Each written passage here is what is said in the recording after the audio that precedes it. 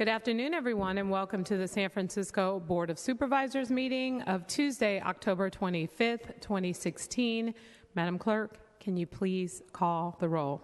Thank you, Madam President. Supervisor Avalos?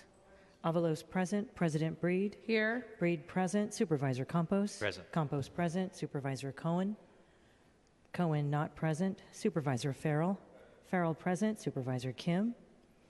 Kim not present. Supervisor Marr? Marr not present. Supervisor Peskin? Present. Peskin present. Supervisor Tang? Present. Tang present. Supervisor Wiener?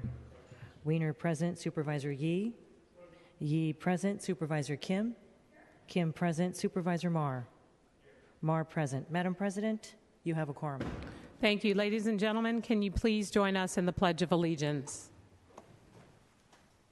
I pledge allegiance to the flag of the United States of America and to the republic for which it stands, one nation, under God, indivisible, with liberty and justice for all. Thank you. Madam Clerk, are there any communications? There are none to report, Madam President. Colleagues, are there any changes to the September 20th, 2016 board meeting minutes? Seeing none, is there a motion to approve those minutes? Motion by Supervisor Campos, seconded by Supervisor Avalos. Colleagues, can we take the approval without objection? Without objection, those meeting minutes will be passed after public comment. All right, Madam Clerk, let's go to the consent agenda. Items 1 through 3 comprise the consent agenda. If a member objects to these items being on consent, an item may be removed and considered separately. All right. Seeing no names on the roster, Madam Clerk, can you please call the roll? On items 1 through 3, Supervisor Cohen? Cohen, aye. Supervisor Farrell? Farrell, aye. Supervisor Kim? Kim, aye. Supervisor Marr? Aye. Marr, aye. Supervisor Peskin? Peskin, aye. Supervisor Tang? Aye. Tang, aye. Supervisor Wiener? Wiener, aye. Supervisor Yee?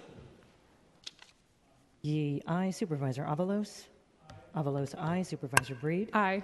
Breed, aye. Supervisor Campos? Aye. Campos, aye. There are 11 ayes. Okay, those items are finally passed and approved unanimously. Next item, please. Item 4 is an ordinance to appropriate $100,000 from the General Reserve to the Department of Emergency Management to provide relief to earthquake victims in Italy for fiscal year 2016 through 2017. Roll call vote. On item 4, Supervisor Cohen? Aye. Cohen, aye. Supervisor Farrell? No. Farrell, no. Supervisor Kim? Kim, aye. Supervisor Marr? Aye. Marr, aye. Supervisor Peskin? Peskin, aye. Supervisor Tang? No. Tang, no. Supervisor Wiener? Aye. Wiener, aye. Supervisor Yee? Yee, aye. Supervisor Avalos?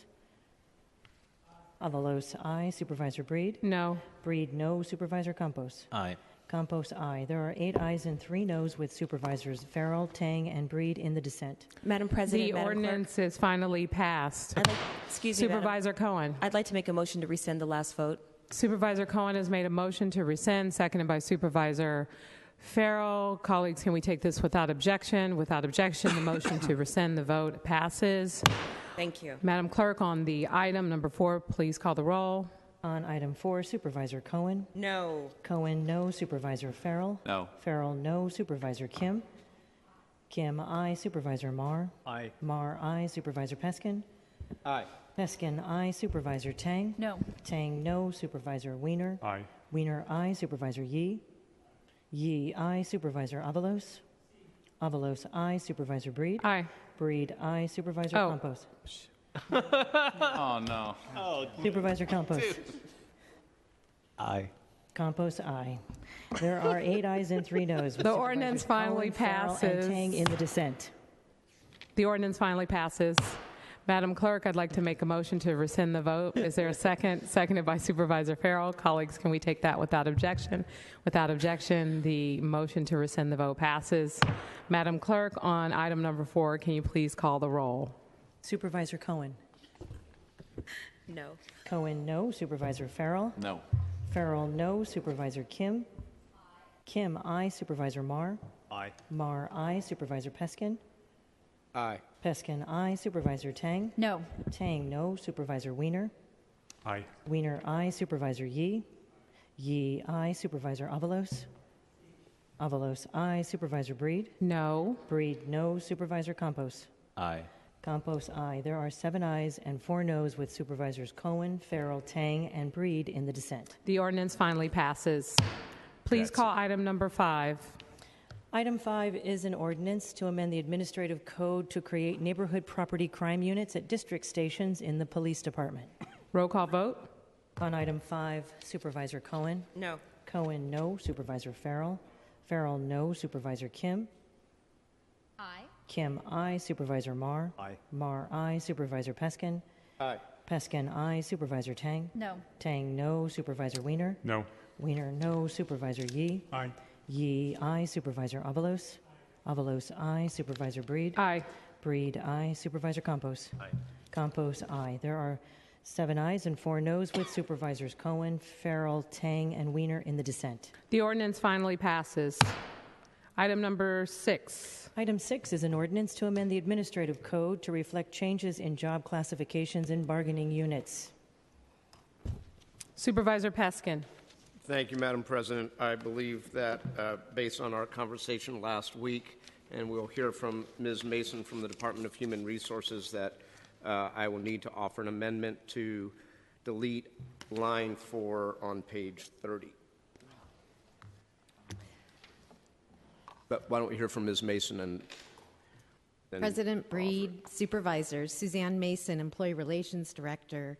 As a follow-up to last week's questions by Supervisor Peskin regarding the pianist classification code 3246, I had the opportunity to talk with the Recreation and Parks Director, Phil Ginsberg, who explained that there are 2 individuals still listed in the 3246 classification, though because it's an as-needed classification, they haven't worked in a number of years.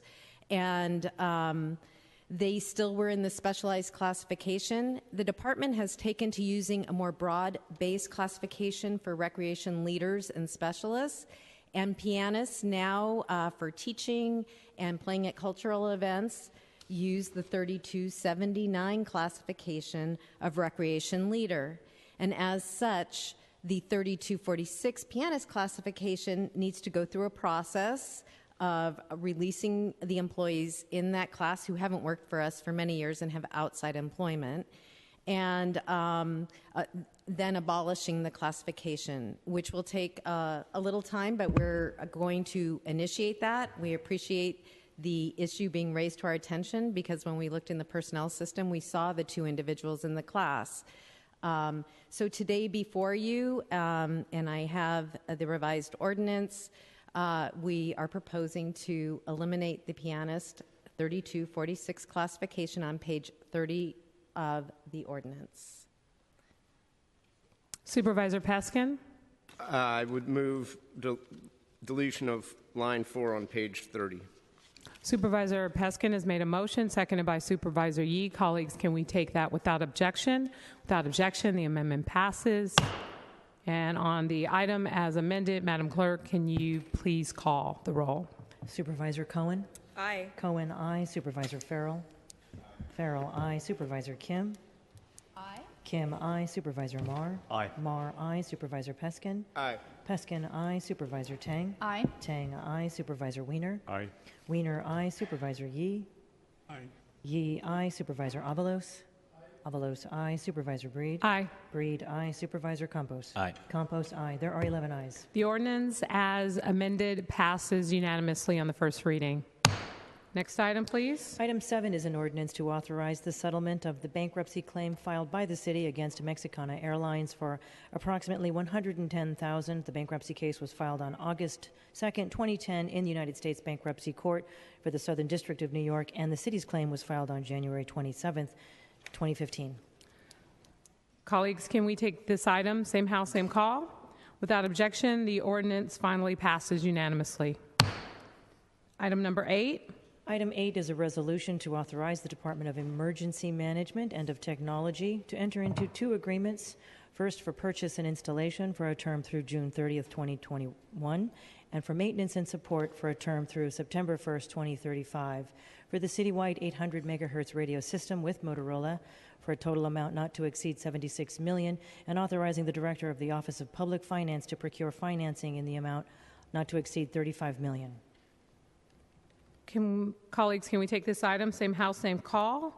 Without objection, the resolution is adopted unanimously. Item number 9. Item 9 is a resolution to retroactively authorize the Office of the District Attorney to accept and expend a grant in the amount of $400,000 from the California Governor's Office of Emergency Services for elder abuse programs from July 1st, 2016 through June 30th, 2018. Same house, same call? Without objection, the resolution is adopted unanimously. Please call items 10 through 14 together. Item 10 is the resolution of intention to establish the Infrastructure and Revitalization Financing District Number 1 and to define the project areas, to finance the construction and acquisition of facilities on Treasure Island and Yerba Buena Island, and to provide for annexation, to call for a public hearing on December 6, 2016 at 3 p.m. on the formation of the district and project areas. Item 11, resolution to authorize the Director of Office of Public Finance to prepare an infrastructure and financing plan. Item 12 is a resolution of intention to issue bonds for the Infrastructure and Revitalization Financing District Number 1. Item 13 is a resolution of intention to establish a Community Facilities District Number 2016-1, Improvement Area Number 1, and future annexation area, to call a public hearing on December 6, 2016 at 3 p.m. on the formation of the district and to provide for that public notice. And item 14 is a resolution of intention to incur bonded indebtedness and other debt in an amount not to exceed $5 billion for the Community Facilities District Number 2016-1. Supervisor Kim? Thank you, President Breed. A number of questions have come up about the establishment of the IFD, and I do see our Director of Treasure Ireland Development here today, Mr. Bob Beck, and I'd like to bring him up for some questions from myself and my colleagues. Just to give a little history, context, in 2011, when the Treasure Island DDA was coming before the Board of Supervisors, we had then learned about the potential dissolution of the redevelopment agency. At the time, we weren't sure if Governor Brown's proposal would go through, but just in case, we had converted the Treasure Island development from a project under the redevelopment agency, and we instead converted into an IFD project. One of the losses of moving from a redevelopment financing mechanism to an IFD is, of course, that there is less funds that we are allowed to set aside for the production of affordable housing. What we were fortunate about is that there is currently already affordable housing on the site that we lease through community housing partnerships, Source to Plowshare, as well as Health Right 360. And IFDs do allow jurisdictions to rebuild existing affordable housing units. And that was how we were able to maintain fairly high levels of affordability, but not the original 30% that had been committed to when it was a redevelopment area plan. Under some intense negotiations, we were still able to keep the affordability of the island to 27.5%. That was what was finally negotiated with the developer that year. And we're now moving forward with the resolution to establish the IFD district for Treasure Island. Of course, during that time, one of the major issues that have come up that is of concern to this board is the financing gap that we're now seeing for the affordable housing that's been committed to build for on that island. And I know that this came up several months ago. We had asked the Mayor's Office of Housing and TIDA to submit funding and financing plan for how we would build the committed affordable housing unit. And Director Beck, I was hoping you could answer questions in regards to that. I know my colleague, Supervisor Peskin, has questions as well. Welcome, Mr. Beck. Thank you, Chair, members of the board. Yes, Bob Beck with the Treasure Island Development Agency. Supervisor Kim gave you quite a bit of background on the program on Treasure Island and how we came to the program that we're attempting to move forward today. I could go into some background on the IRFD and CFD, but in brief, the tax increment, redevelopment tax increment program that was anticipated for Treasure Island has been replaced by a combination of infrastructure and revitalization financing district and community facilities district supplemental tax financing for the development of the island. The plan does call for us to create those districts to reimburse the developer for certain qualified project costs, as well as the IRFD does commit 17.5% of its proceeds under our financing plan to the financing of the affordable housing. We've had a number of things over the past 5 years that have caused us to have a gap on the affordable housing financing. First is there's been a tremendous run-up in the cost of construction in 2011, where they were estimating $220 a square foot for the construction of the affordable housing. We're now looking at costs on the order of $325 a square foot, or about a 50% increase in the cost of construction. The base plan in 2011 was for 25%, with the option to increase that to in excess of 27%, as Supervisor Kim indicated. And we are pursuing that higher level of affordability, but that's an additional 10% increase in the number of units that we're trying to deliver. So that also adds to the gap. Then also in 2011, there were certain federal, primarily funding streams that were available to us that was assumed would either still be available or would be replaced by similar federal funding streams that have not materialized. So there's also a shortfall in the revenues that were expected in 2011. So that's what has contributed to our gap. And so right now we're looking at how can we address that gap. First, there's some issues legislatively that we would be interested in pursuing at the state level. One is a recapture of the ERAF share, the state share of property tax increment that will result from the development program. Currently, with the dissolution of redevelopment, that's no longer available to us, but if a portion of that state revenue, that state windfall, were available to us, that would help us with that could help us with the affordable housing side of the equation. Secondly, we'd be interested, we're looking at extending the term for an infrastructure revitalization and financing district from 40 to 45 years.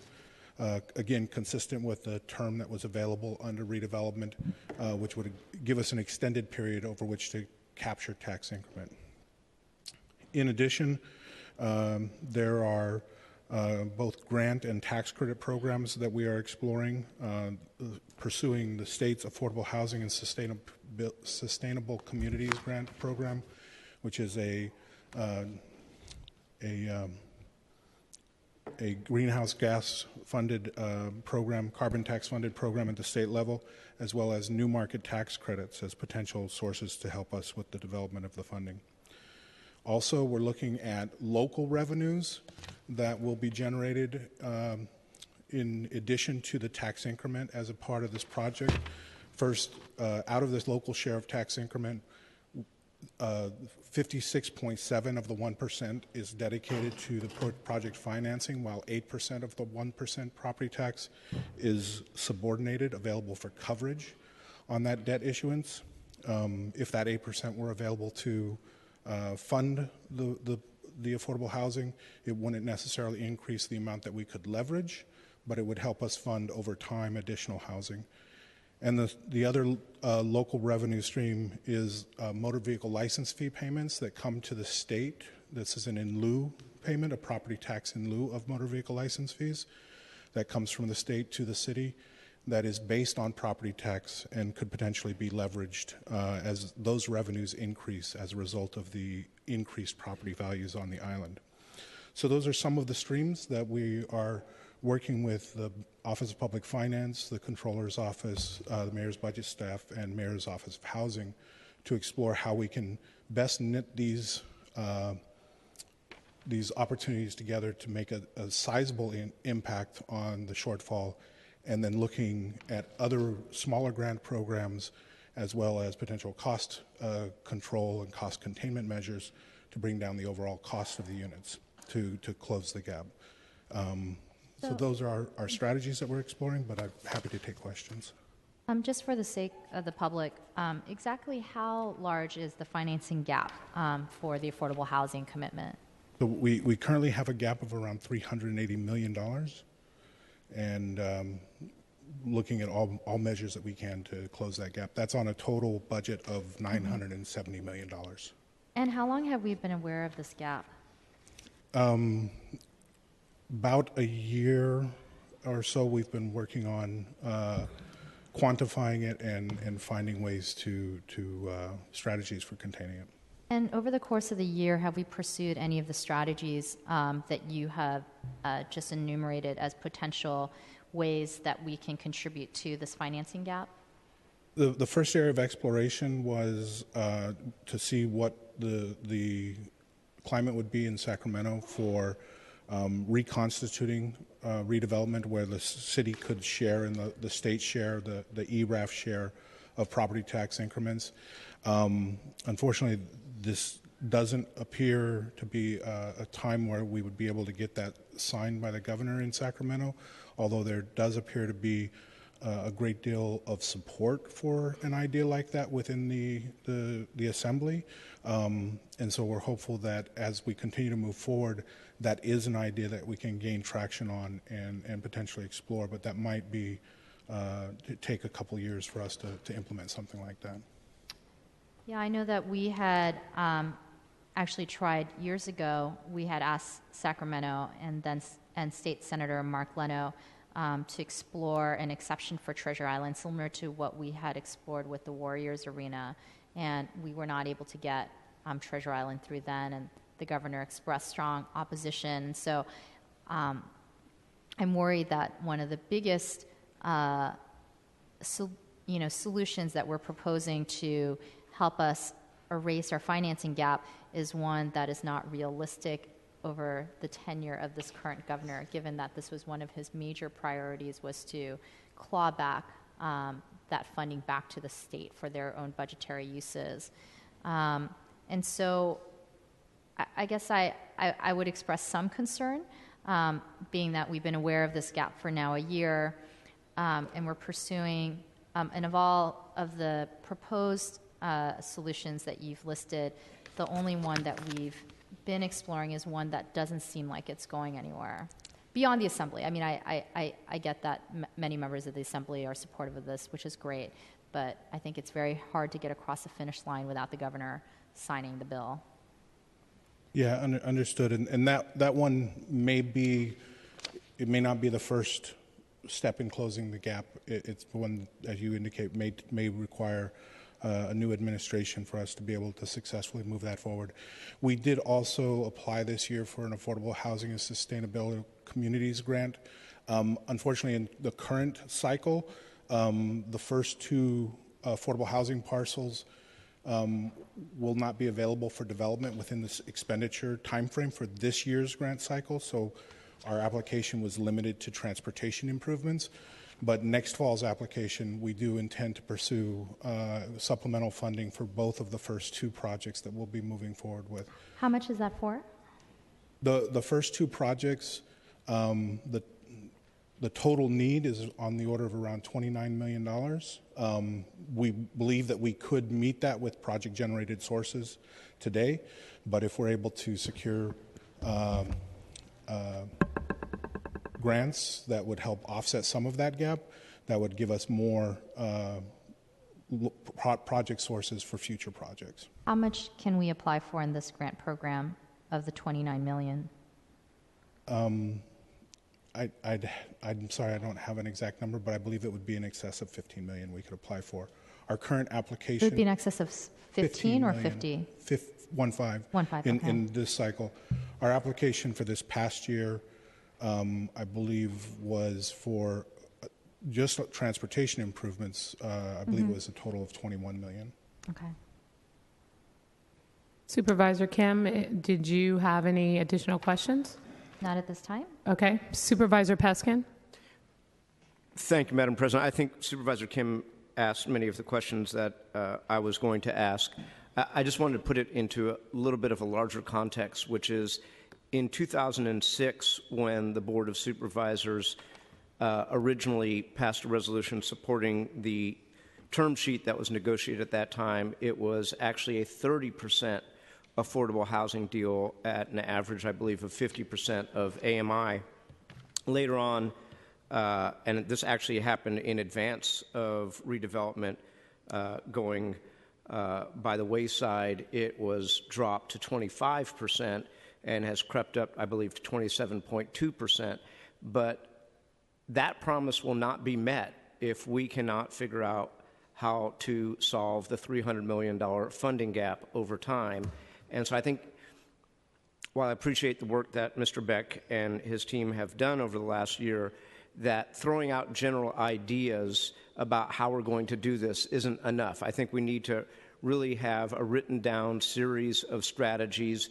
We should understand what their impacts are to the general fund, and we should really determine which of those strategies are likely to get us to the $300 million. At this point, I would say that only half of that $300 million do we have a strategy for filling. And so what I'd like to see is a more robust, beyond talking about it, but written down plan, and I'd like the controller and the mayor's, or not the mayor's office, see, that tells you how old I am, the Office of Public Finance, which is now in the controller's office, to look at those and inform the board on it before we pass these 5 items. Now, I know that there are a number, the IFP is coming to Budget and Finance, I believe, next week.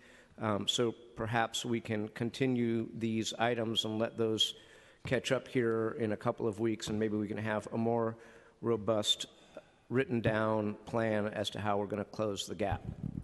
Supervisor Peskin, you're continuing the item to a date certain?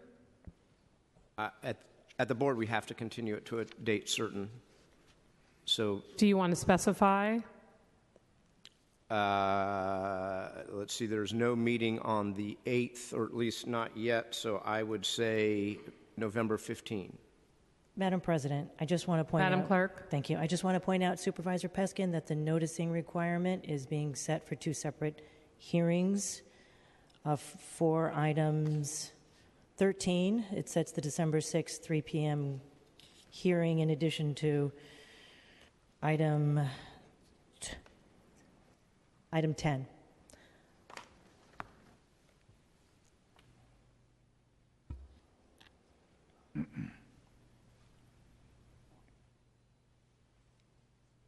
That's a December 6th date, and what's the noticing That's requirements around those, Madam Clerk? It would be 4 consecutive weeks, Supervisor Peskin. So hypothetically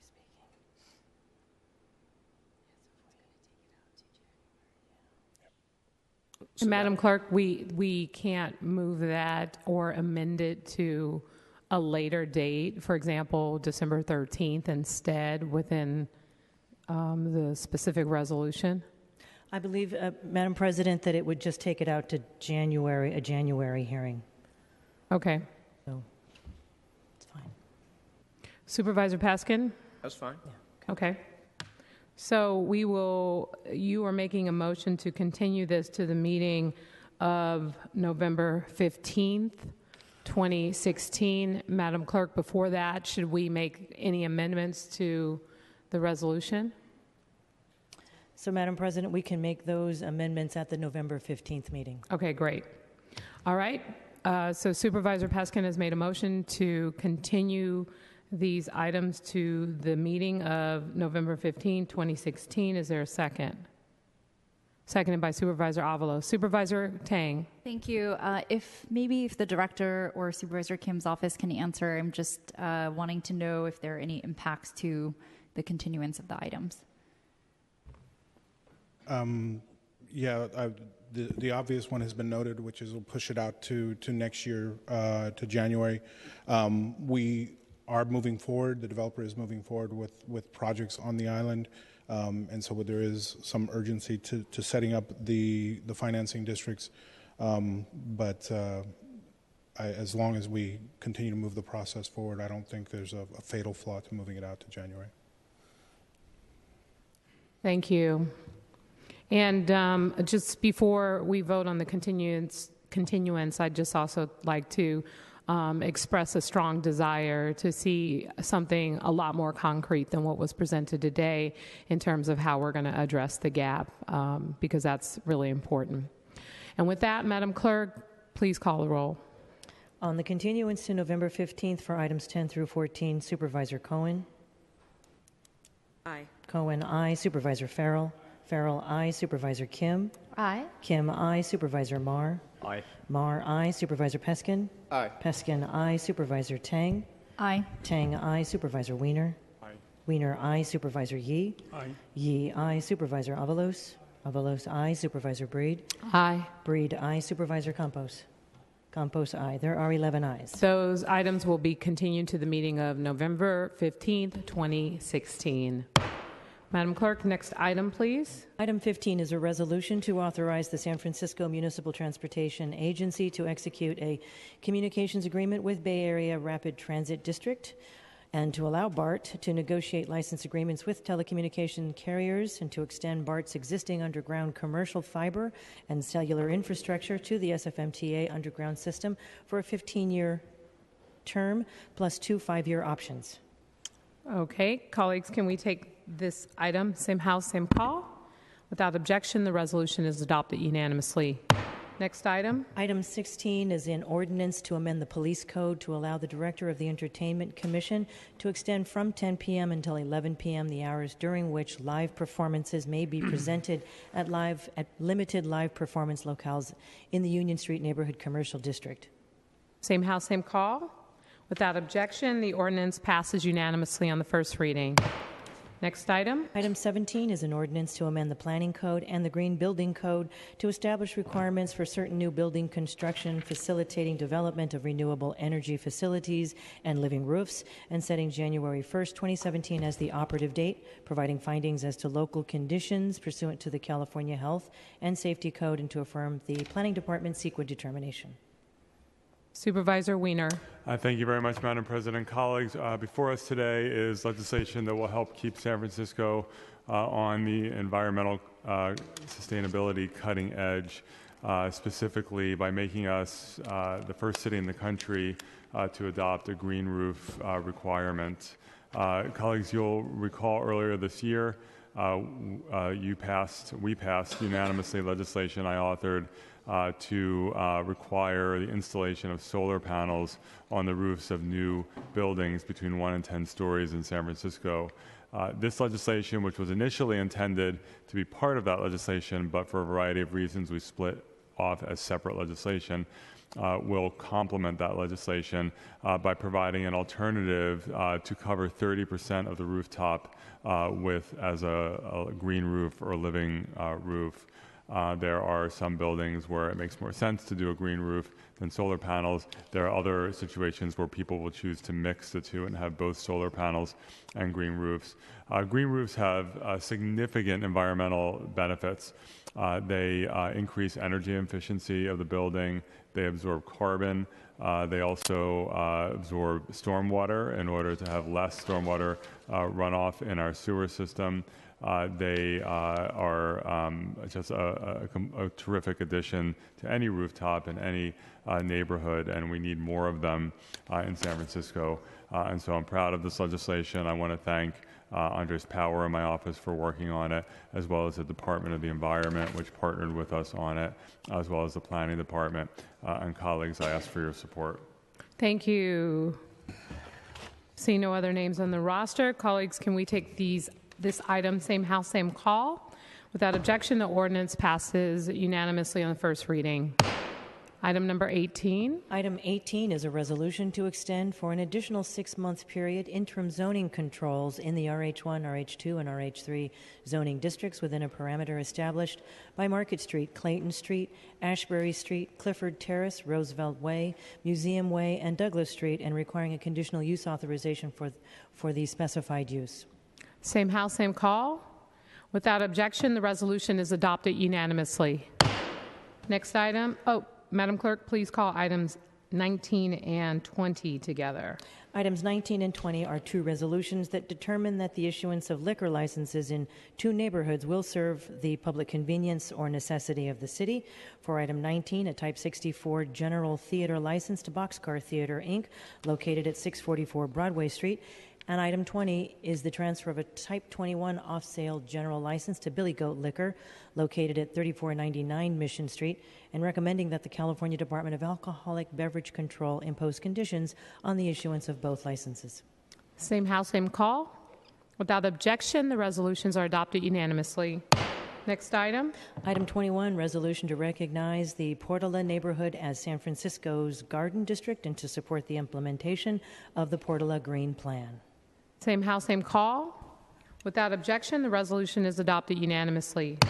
Next item. Item 22, ordinance to amend the administrative code to change the membership requirements and to establish a sunset date for the Pedestrian Safety Advisory Committee. Same House, same call. Without objection, the ordinance passes unanimously on the first reading. Please call items 23 through 25 together. Item 23 is a motion to appoint Jennifer Garcia, residency requirement waived, to the Cannabis State Legalization Task Force, term ending August 31st, 2017. Item 24, motion to reappoint Eddie Chan and Maria Luz Torre to the San Francisco Health Authority, terms ending January 15th, 2019. And item 25 is a motion to appoint Elizabeth Jackson Simpson, Deborah Gore-Mann, residency requirement waived, and Billy Wang to the Workforce Community Advisory Committee for 2-year terms ending October 25th, 2018. Colleagues, can we take those items, same House, same call? Without objection, those motions are approved unanimously. Please call the item 26, please. Item 26 is part of the 3 p.m. special order, Madam President. Oh, thank you. Let's skip over to committee reports. Items 30 through 31 were considered by the Land Use and Transportation Committee at a regular meeting on Monday, October 24th at 1:30 p.m. and were forwarded as committee reports. Item 30 is an ordinance to amend the Planning Code to correct and update provisions, delete obsolete or redundant sections, to amend the zoning map to delete the Showplace Square Special Sign District and South of Market General Advertising Special Sign District, the Hams Building Historic Special Sign District, and the Candlestick Park Special Sign District, and to delete the related code sections, and to affirm the Planning Department's CEQA determination. That's item 30, Madam President. And can you please call item number 31 as well? Item 31 is an ordinance to amend the Planning Code to clarify that all non-commercial signs are exempt from regulation pursuant to Planning Code Article 6, to increase penalties for repeat violators for the display of illegal general advertising signs, to shorten the time before the penalties for the violations will accrue, and to allow property liens for such penalties that go unpaid, and affirm the Planning Department's CEQA determination. All right, colleagues, can we take those items, same House, same call? Without objection, the ordinances pass unanimously on the first reading. All right, let's go to roll call for introductions. Supervisor Cohen is the first supervisor to introduce new business. All right, thank you very much, Madam Clerk and Madam President. Good afternoon, ladies and gentlemen and colleagues. I've got a number of items that I'm going to be discussing here today. I'm excited and proud to introduce a package of entitlements for the redevelopment of Potrero Hill and Sunnydale public housing sites. These development agreements and planning code changes are the culmination of years of community-based planning and will bring us closer to fulfilling our promise to revitalize these developments. Now, these two particular properties are the city's largest and most challenging public housing sites. They've suffered from years of deterioration, isolation, and lack of investment in health and safety to their residents. But instead of getting discouraged, many of the residents worked with the city and the two selected developers to bring forward the vision that we have before us today. This vision includes the rebuilding and replacement of 1,394 public housing units, that is 619 in Potrero Hill and 775 in Sunnydale, to ensure that every resident currently living in these two sites can remain in the new communities. At least 349 affordable housing units across both properties, additional market rate units, and 92,000 square feet of new community serving retail across these two particular sites. That's nearly 7 acres of new publicly accessed open space on the two properties. It also includes a new community child care facility, Mr. Norman Yee, millions of dollars of investment in new infrastructure, including connecting these two sites to adjacent neighborhoods and ensuring that, of course, these sites and neighborhoods are safe and walkable communities. So since joining this board, I've been able to work with many of the stakeholders to make this real transformative investment in rebuilding our city's public housing sites. And in the last few years, we have moved residents into a rebuilt Hunter's View and broken ground on rebuilding Alice Griffith. Now, if any of you have ever been to the revitalized areas of Hunter's View, you can see that there's a tremendous difference it has made to the families living in the development on site, on the property, and more, just as important, but equally needs to be acknowledged is the fantastic contribution that this revitalization has had to the overall neighborhood, to the overall Bayview community. It's safe, it's clean, and that is exactly how housing should be, something that all residents should have access to in San Francisco. Living in public housing shouldn't mean that you should have to endure substandard or unsafe conditions, but unfortunately, in some parts of San Francisco, that's still the case. So these agreements, I have to admit, they're very thoughtful. They're a comprehensive approach to transforming these sites into thriving, healthy, and mixed-income communities in partnership with the residents who are currently living there. So I look forward to moving these items expeditiously through the committee process so we can take another step forward in transforming these sites and the lives of the residents that live in them. The next items are related to the status of the old Potrero Station, which is located at 2300 3rd Street in the Dogpatch neighborhood.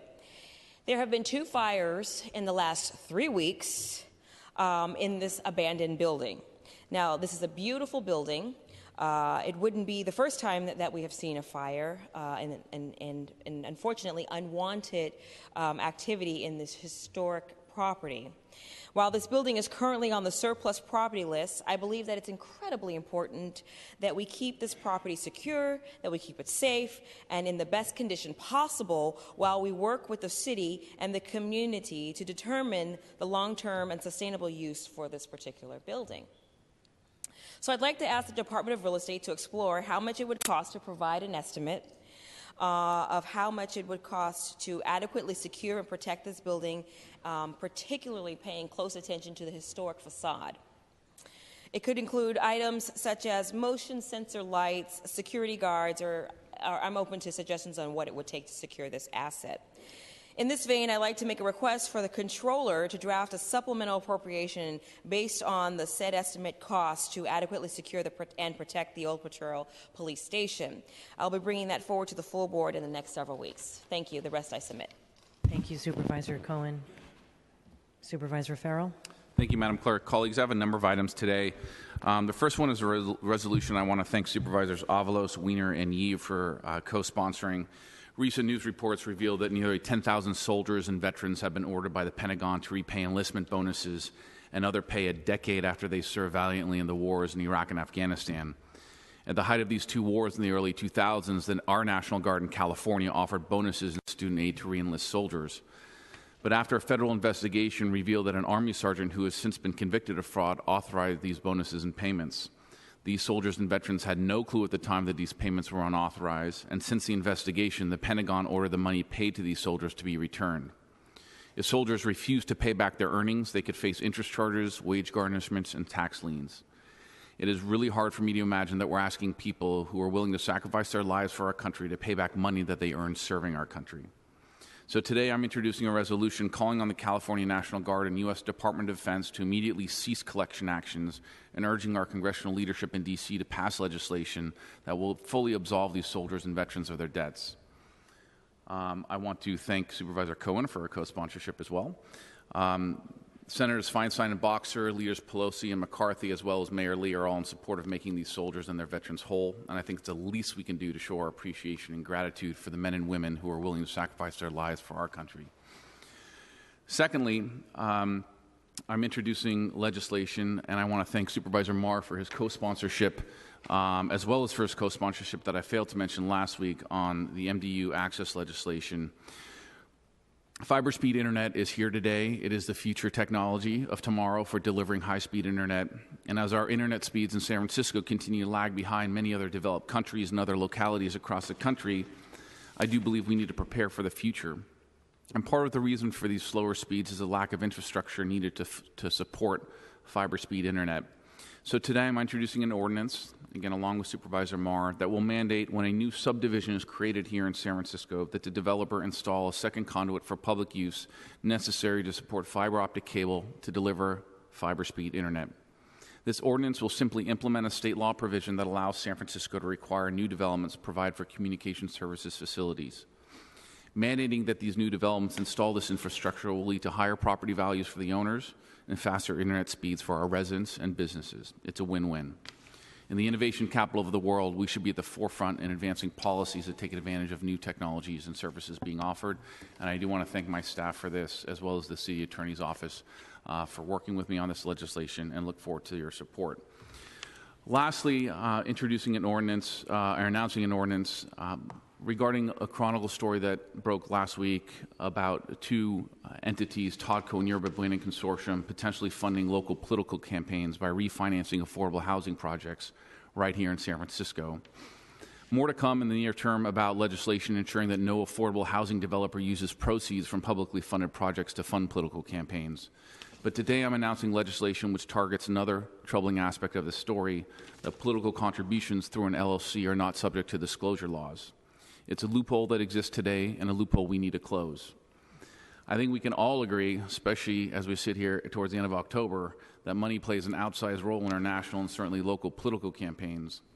It's one thing to have significant money coming into political campaigns and full disclosure about who those donors are. Indeed, our local media is writing stories every single day about what's happening here in San Francisco. But it's entirely different and significantly worse when entities are not required to disclose the source of their contributions. It is the definition of dark money, and I don't believe we should stand idly by. We can't control these entities at the federal level, but we can certainly put sunshine on them here locally. And I do believe the voters of San Francisco deserve to know who are funding these local campaigns. So today I'm announcing legislation that will close this loophole. It's simple and straightforward. It will add new disclosure requirements for LLCs, S-corps, and other partnerships who contribute to local political campaigns and committees. Committees who receive contributions from these organizations will be required to disclose four things: the purpose of their business, the principal officers, whether or not they have received public funds from any level of government, and the actual true source of their contributions. These new disclosure requirements will have to be collected and disclosed to the Ethics Commission for the public record, and ultimately will need the support of a supermajority of the Ethics Commission and our Board of Supervisors for passage. I do believe we need to send a strong message that we're not going to sit here idly by while individuals and organizations seek to hide their source of campaign contributions, and look forward to your support. The rest I submit. Thank you, Supervisor Farrell. Supervisor Kim. Submit. Okay. Supervisor Marr. Thank you, colleagues. Today I'm introducing hearing as a follow-up to our budget analyst report on public health equity and reducing alcohol sales in our communities. I wanted to thank our ongoing grassroots community coalition, the San Francisco Prevention Coalition, with the leadership of Youth Leadership Institute, UCSF, the Alcohol Policy Working Group, Department of Public Health, our San Francisco Health Improvement Partnership, or SFHIP, and our police department for ensuring that we're strengthening the voice of our communities and building healthier communities regarding health equity. With our coalition, we will be analyzing a budget analyst report that will be looking at our 10-year-old so-called deemed approved ordinance that was a product of this grassroots coalition from over 15 years ago that advocated for it, but also why our ordinance over a 10-year period has not achieved what it was set out to, unlike other cities like Oakland and others that have passed similar legislation. And I wanted to thank the Budget Analyst's Office for quickly doing this research and our grassroots coalition for keeping the pressure on big alcohol and our city to protect our communities from health harms. Also, this coming weekend through Monday, which is Halloween, there's a number of great events along Clement Street to the outer Balboa area. From Friday through Monday, there's a number of events. The YMCA, the Richmond Y, is having on Friday night a great, not so scary, but really fun Halloween party. The theme is an Alice in Wonderland one called Down the Rabbit Hole, from toddlers to middle schoolers, including a bouncy house, food and drinks, art activities, pumpkin decorating, and a lot of other activities. For more information, you can go to the richmondymca.org. Also on Saturday, way out in the outer Balboa area near the Balboa Theater and St. Thomas the Apostle School is our second annual Balboa Fright Fest. I wanted to thank the Balboa Village Merchants Association for organizing this for its second year, and hosted also by St. Thomas the Apostle School. From 11 to 4, neighbors along Balboa Street from 35th Avenue to 39th Avenue are organizing a bunch of different activities, games, more bouncy houses, and food, and lots of activities. Small businesses like the new Eat Americana Cafe is offering root beer floats on the sidewalk, and many other businesses have special stuff going on Saturday from 11 to 4. Also coming up on Sunday and Monday are two events at the Clement Street Merchants Association that my office has helped to reinvigorate with tremendous leadership from the businesses there. The Clement Street Merchants Association on Sunday is having along with our farmers market on Clement Street, please come on out, mass decorating at Tantrum, the circus-themed store that also has a branch on Cole Street. But Tantrum is doing face painting and a lot of other things. And there's a costume parade for the young people that starts at 11 a.m. So we're meeting at the farmers market on 3rd Avenue and Clement. There's more music and activities and arts activities all along Clement Street, all the way from Arguello to 12th Avenue, where Thidwick Books is. There's free ice cream to lots of other things going on as well. On Monday, Halloween Day, October 31st, 2 to 6 p.m., we, on the Clement Street area, will be doing a lot of stenciling with chalk on the sidewalks in front of storefronts and keeping the neighborhood safe as children and anyone is doing trick-or-treating along Arguello to 8th Avenue. So I just wanted to give a special shout-out to the Clement Street Merchants Association, but also the Outer Balboa, now it's called the Balboa Village Merchants Association, for organizing these great events. Lastly, on the 25th today, is the second annual Halloween photo spot at Angelina's Cafe on California and 22nd Avenue. Please stop by and get a free photo in front of a spooky Halloween backdrop plus treats. For more information, just contact our office, and the rest I'll submit. Thank you. Thank you, Supervisor Marr. Supervisor Peskin. Thank you, Madam Clerk. Colleagues, today I ask that we adjourn our meeting in the memory of one of the great progressive leaders of our time, Tom Hayden, who I had the pleasure of knowing. As a matter of fact, he came to these chambers a number of years ago to urge us to pass the sweat-free ordinance. And it's with great sadness that I learned of his passing on October 23rd. His wife, Barbara Williams, said he died in a hospital after being treated for heart problems. He fell ill in July while attending the Democratic National Convention in Philadelphia. He was, of course, a resident of the state of California in Santa Monica and passed away at the age of 76. Tom was many different things to different people, but it is undeniable that his belief was born out of a turbulent time in politics when calls for social reforms and civil rights reached a boiling point in the 1960s. In the counterculture, civil rights, and anti-war movements of that time, he was a radical thought leader and deeply committed activist. He was a founder of SDS, Students for a Democratic Society, a defendant in the Chicago 7 trial after riots at the 1968 Democratic Convention, and a peace activist who went on to marry Jane Fonda after hearing her give an impassioned anti-war speech, and he escorted American prisoners of war home from Vietnam. As a civil rights worker, he was beaten in Mississippi and jailed in Georgia. In his cell, he began writing what became the Port Huron Statement, the political manifesto of the SDS and the New Left that envisioned an alliance of college students in a peaceful crusade to overcome what it called repressive government, corporate greed, and racism. Its aim was to create a multilingual, multiracial, egalitarian society. And like his allies, the Reverend Martin Luther King and Senator Robert Kennedy, who were assassinated in 1968, Mr. Hayden opposed violent protests but backed militant demonstrations like the occupation of the Columbia University campus building by students and the burning of draft cards. He rocked the boat more gently later in life with a progressive political agenda as an award-winning, amazingly prolific author. His book Trial covered his court proceedings for the indictment by a grand jury with his fellow 7 Chicago defendants, including Abby Hoffman and Bobby Seale.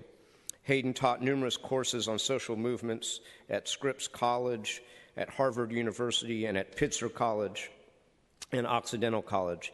He taught a class at UCLA on protests from Port Huron to the present. He was the author or editor of 19 books, including The Long 60s from 1960 to Barack Obama, Writings for a Democratic Society, The Tom Hayden Reader, and his memoir, Reunion, and he also served on the editorial board of The Nation. And of course, later, Hayden served in the California State Assembly for 10 years from 1982 to 1992, and the State Senate from 1992 to 2000. Mr. Hayden was Governor Brown's appointed chair of the Solar Council, which encourages solar energy development from 1978 to 1982. And as I said earlier, I had the pleasure of working with him on our sweat-free legislation, along with my then colleague, Tom Amiano, who had this to say recently with regard to Tom's passing. A note on Tom Hayden: worked with him on sweatshop legislation. At first, he was pleased that then Mayor Newsom seemed supportive. We tried to give him a diplomatic heads up regarding Newsom's fickle policies, and when Newsom pulled the rug out from under him and stopped returning calls, Hayden burst into our office furious and demanded we do something. I said, "Welcome to our world." He settled down and continued to do great things for social justice causes.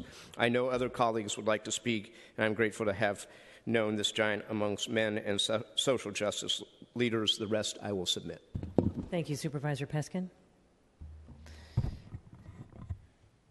Supervisor Marr?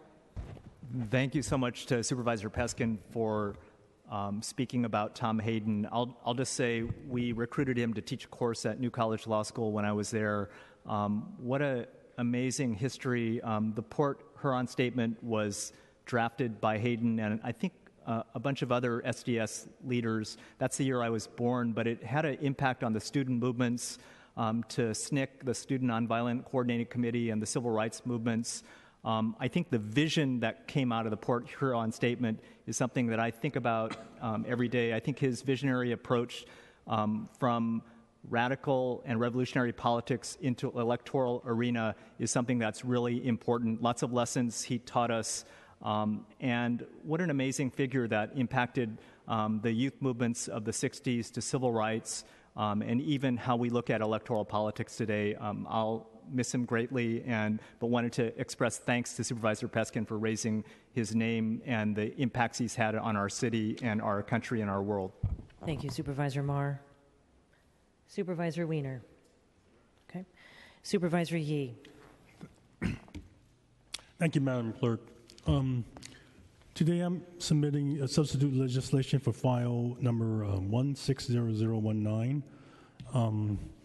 I have dedicated my whole life, making San Francisco family-friendly, a family-friendly city, and as supervisor, I have worked to increase investments to pass legislation to accomplish that.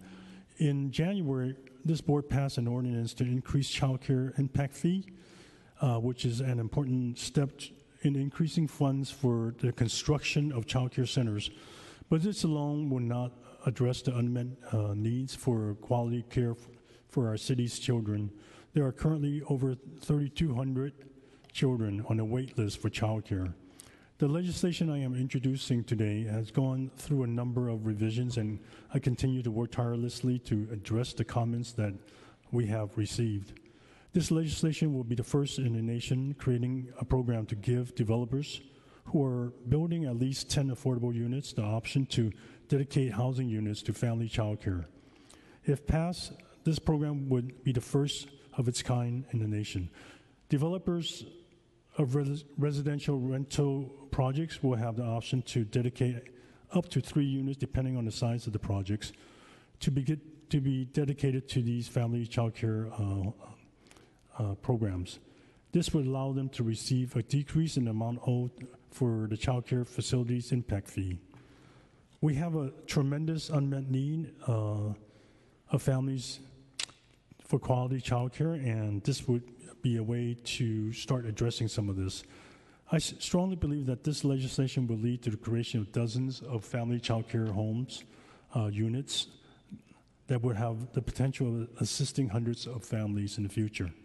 I look forward to working to have the support of my colleagues as this legislation goes through the process, and that will be used as a tool to help address the tremendous unmet need of the city's children and families. The rest I submit. Thank you, Supervisor Yee. Supervisor Avalos. I have a raft of nothing to submit. Thank you, Supervisor Avalos. Supervisor Breed. Submit. Supervisor Campos. Thank you, Madam Clerk. Mayor Lee and I don't always agree on some of the issues that come before the city, but we do agree in principle that development benefits should stay in the neighborhoods where development is taking place. So it is, I'm very thrilled today to work with Mayor Lee in co-introducing legislation that allows fees from residential developments of 25 units or less to remain in the neighborhoods where the new development is actually being built. The fees will be used to purchase buildings where long-term tenants are at risk of being evicted, and then using the proceeds to turn those units into permanently affordable housing. Currently, developers can meet their affordable housing requirements by building below market rate units on their project site, on another site, or by paying a city-wide fee. The legislation that the mayor and I are introducing today offers a fourth choice. This fourth choice would be to allow that the fees actually stay in the neighborhood by investing in the small sites acquisition program, which in turn can be used to purchase small buildings that typically house tenants at risk of displacement and are within a mile of the market rate development. The Small Sites Acquisition Fund was started in 2014 and has already stabilized 78 units of existing housing. Working with the Mayor's Office of Housing, the District 9 office has sought and won almost 1,000 units of affordable housing over the last few years. This legislation will allow even more permanently affordable housing to come online in record speed. If the next generation of San Franciscans is going to be able to live here in this city, we need to make sure that development benefits actually stay in the neighborhood where the development is taking place. Again, I want to thank the mayor and his staff. I also want to thank the Council on Community Housing Organizations, the Residential Builders Association, which has also approached us about this important program, and the Small Sites project leads for their incredible work on this effort. And I also want to acknowledge the work of Sheila Chung-Hagan in my office, who worked diligently to make this possible. The rest I submit. Thank you, Supervisor Campos. Supervisor Moore, you asked to be re-referred. Yeah, one of the organizations that's celebrating 20 years in the Richmond District is the Internet Archive, and I wanted to ask if colleagues and anyone who's listening and communities can join us in celebrating an organization that really believes in democracy and access for all, democratizing the internet and the technology systems. I wanted to say that Brewster Kyle, the founder, was one of the original founders of Alexa Internet, which was one of the precursors to our internet system. But Brewster's vision has been like the Alexandria, Egypt vision of libraries that serve all. But to have a digital library with everything, and Supervisor Avalos will appreciate this, everything from bootleg Grateful Dead tapes and concerts to, they have something called the Wayback Machine that allows you to look at websites that have changed over time, that sometimes people have tried to hide what used to be on them. But it's also access to home movies of our neighborhoods over the years, and a lot of their board members promote different issues. But the Internet Archive, right on Clement Street and Funston, right by the Park Presidio Boulevard Greenbelt, is in an old church, but it's an amazing place with a vision of the Internet and technology used for all and for democracy. The celebration begins tomorrow from 5 till 9:30 p.m. Cocktails, taco trucks, hands-on demos of some of the coolest technology stuff that puts technology in the hands of regular people. Attendees can scan a book. Yeah, that's the other thing, is that they scan large numbers and volumes of books so that it's not privatized, but it's open to everyone. And they're doing that for different libraries and different systems all around the world. Attendees can also look at virtual reality arcades where you could play the old video games that you might have grown up with on machines within the church or the old former church. And also at, 5 p.m. is kind of the hands-on demo. 7 p.m. is a program with Paul D. Miller, a.k.a. DJ Spooky, who's a composer, author, and multimedia artist. He's creating a short musical montage drawn from the Internet Archive's audio collections, which is an amazing range of music and speeches and culture that they've compiled online that anybody can access. Also, folks can look back at some of the defining digital moments of the past 20 years and explore how media and messaging captured in our political TV ad archive at the Internet Archive is impacting the 2016 election. But fascinating stuff that they use at the Internet Archive, the visionary mind of Brewster Kyle, but also the great staff that work there. Join us if you can. I don't have the URL for the website, but you could easily Google Internet Archive, located at Clement and Funston. Thanks. The rest I'll submit. Thank you, Supervisor Marr. Madam President, seeing no other names on the roster, that concludes the introduction of new business. Thank you. Madam Clerk, can you please read public comment? Yes. At this time, the public may now address the entire Board of Supervisors for up to 2 minutes on items within the subject matter jurisdiction of the Board, to include the minutes and the items on the without reference to committee calendar. Items 34 through 40. Public comment is not allowed when an item has been previously subject to public comment. Pursuant to the Board's rules, direct your remarks to the Board as a whole, not to individual speakers, not to individual supervisors, and not to the audience. Speakers using interpretation assistance will be allowed twice the amount of time to testify, and if you would like to display your document on the overhead projector, please clearly state such to SFG TV and remove the document when the screen should return to live coverage of the meeting. Thank you. First speaker, please. Hello, my name is Joseph Cohen, and there is something on your desk right now, beautiful. You're looking at a wonderful, I think wonderful, because I had it printed up just for you. And I thank you. It says Coit Garden and Children's Park. It's a name created to express the possibility of a new park in San Francisco, located just below Coit Tower, Aaron Peskin's district, number 3. And Aaron's known about this for a long time. I found out about it about a year and a half ago, and I've been working with great commitment, and now with a group of 7 other people who very much want this park to occur, as opposed to a triplex condominium complex, which has been approved. And we pray to God and to this wonderful Board of Supervisors, and you are very committed. And my daddy brought me up to love politicians. He said, respect your president when they are elected. This year it'll be an interesting case to do that. However, we are going to have... So let me ramble on a little bit longer. We want to put in this park, we'd like to have a green roof studios. We'd like to have walkways and benches, which include a mini Lombard Street, perhaps. Vegetarian gardens and lush vegetation maintained by the Telegraph Hill dwellers themselves. A gazebo for performances, perhaps with a baby grand piano. And all this connected to the Garfield School. And have them come up and have a beautiful children's garden connected to this park. So I've try to condense my feelings and my thoughts as best I can. We will be in touch with you with further written strategies, which include the acquisition and proposals, and we're also doing a documentary on this so that you'll be able to actually see the public and locals commenting on how much they want and need this park. And my time is up. Thank you for listening. Thank you, sir. Next speaker, please. I'd like to put this up, if I may. SFG TV, please. I was really glad to see there looks like 3,000 of the Falun Gong across the street here. And I was listening to Michael Savage on KSFO, and I told him, hey, you should call 855-400-7282 and get in your story with him.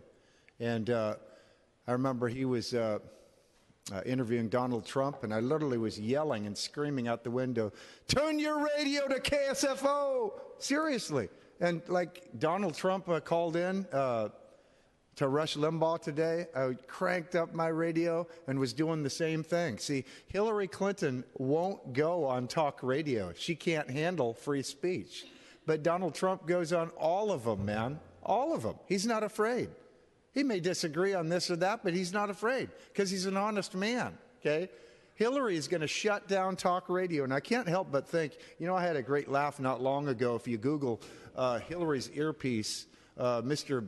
Biggs, Joe Biggs, that's his name, Joe Biggs, Hillary's earpiece, and he's giving her orders, and I remember she barked like a dog, and honestly, God could do that with that woman, what he did to Nebuchadnezzar when he crawled around like an animal for 7 years. He could do that to Hillary Clinton. And I can't help but think, in these days that we're living in, this is day 7,523 from the end of the times of the Gentiles, which ended 20 years from when King Nebuchadnezzar destroyed the temple in Jerusalem. And that's a very, very important date, and it's quite remarkable that the following day began the year of Jubilee, the 70th Jubilee. In the Matthew Henry commentary, we read that the 70 weeks fell in sequence with the Jubilee cycle. This is the only prophecy in the Old Testament that gives us the precise year that Christ would die on the cross for our sins, 70 weeks before it happened, 10 Jubilees. Thank you. Next speaker, please. Andrew Yip, Chinatown Missionary Officer. Each and every holy petitioners should bear the heavenly duties for missionary pathway of worldly rescue for our people. In turning of all social problems of dangers back to food security, that would secure everyone and having full guarantee for commonwealth of peaceful kingdom for all. We must represent heavenly way in delivery of holy mercy in helping out worldly people of their difficult days. We must preach out to the worldly people with true principles for divine awakening. We must make good progress of true justice to prevail for seas. Firstly, one practices the cultivation for uprightness of heavenly heart. Secondly, one practices the cultivation of good virtue of body self. Thirdly, one practices the cultivation for diversified missionary pathway for the promotion of holy mercy. One has to work on good reasoning and full understanding of true principle for profitable practices of personal cultivation. One must engage on to sincere practices of daily pathway for true self and success. One should project on one's credible working results of cultivation in extension to others for making a commonwealth of true success, of heavenly spirit, of true self-nature, of mighty soul of humanity. God bless Holy Mission. Amen. Thank you. Thank you. Next speaker, please.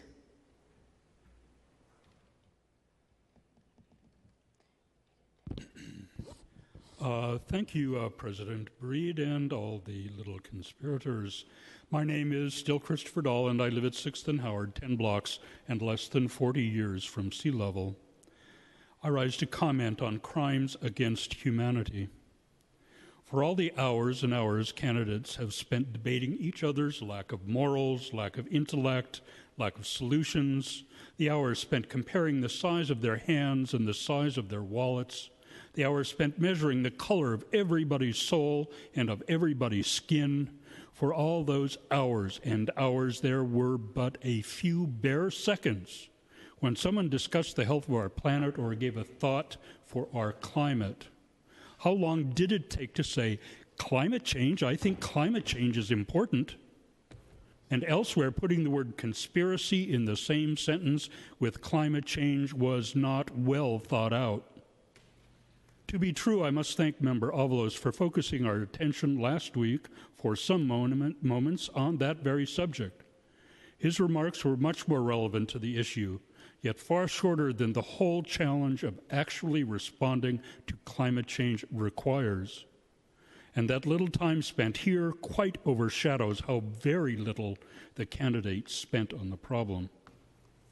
We may now confront crimes against our Constitution or crimes against our trust, but in their collaborative silence, the candidates commit crimes against humanity.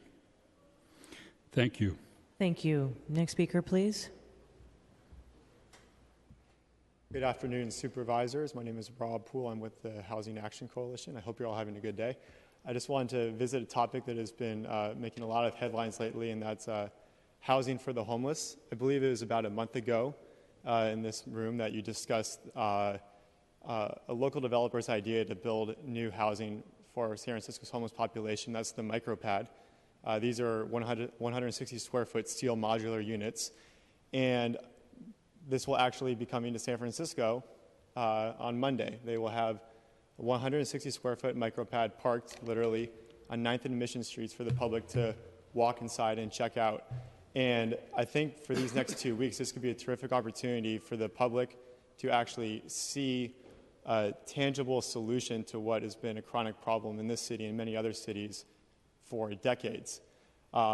Just in the past week, just the micropad itself has been in a lot of articles. There's a lot of challenges and issues around it that will take a while to resolve. But I think as we move forward and try to learn more about this potential solution, there's a couple things we need to keep in mind, and that's, just last year we recorded over 6,600 homeless people in the city, and we spent over $251 million to address homelessness, and that number has only been going up. Government subsidies are dwindling, and construction costs continue to skyrocket. So if there's a solution out there that can build homes for those without a home affordably and to a scale that makes a real impact without using additional public subsidies that we don't have, we believe that it deserves your attention. I hope you can check it out. It's going to be on 9th and Mission Streets, just outside the Panoramic Building, and I hope you can spread the word as well. Thanks for your time. Thank you. Next speaker, please. Good afternoon, Supervisors. My name is Thomas McDonough. I'd like to comment on a few things that don't necessarily immediately pertain to you, but they pertain to us all. I think the rather vicious presidential campaign is an indication of a nation in distress. Donald Trump's ascendancy indicates immense dissatisfaction with the manner in which the country is governed. The nation's political representatives need to address the fundamental problems that are impacting the country.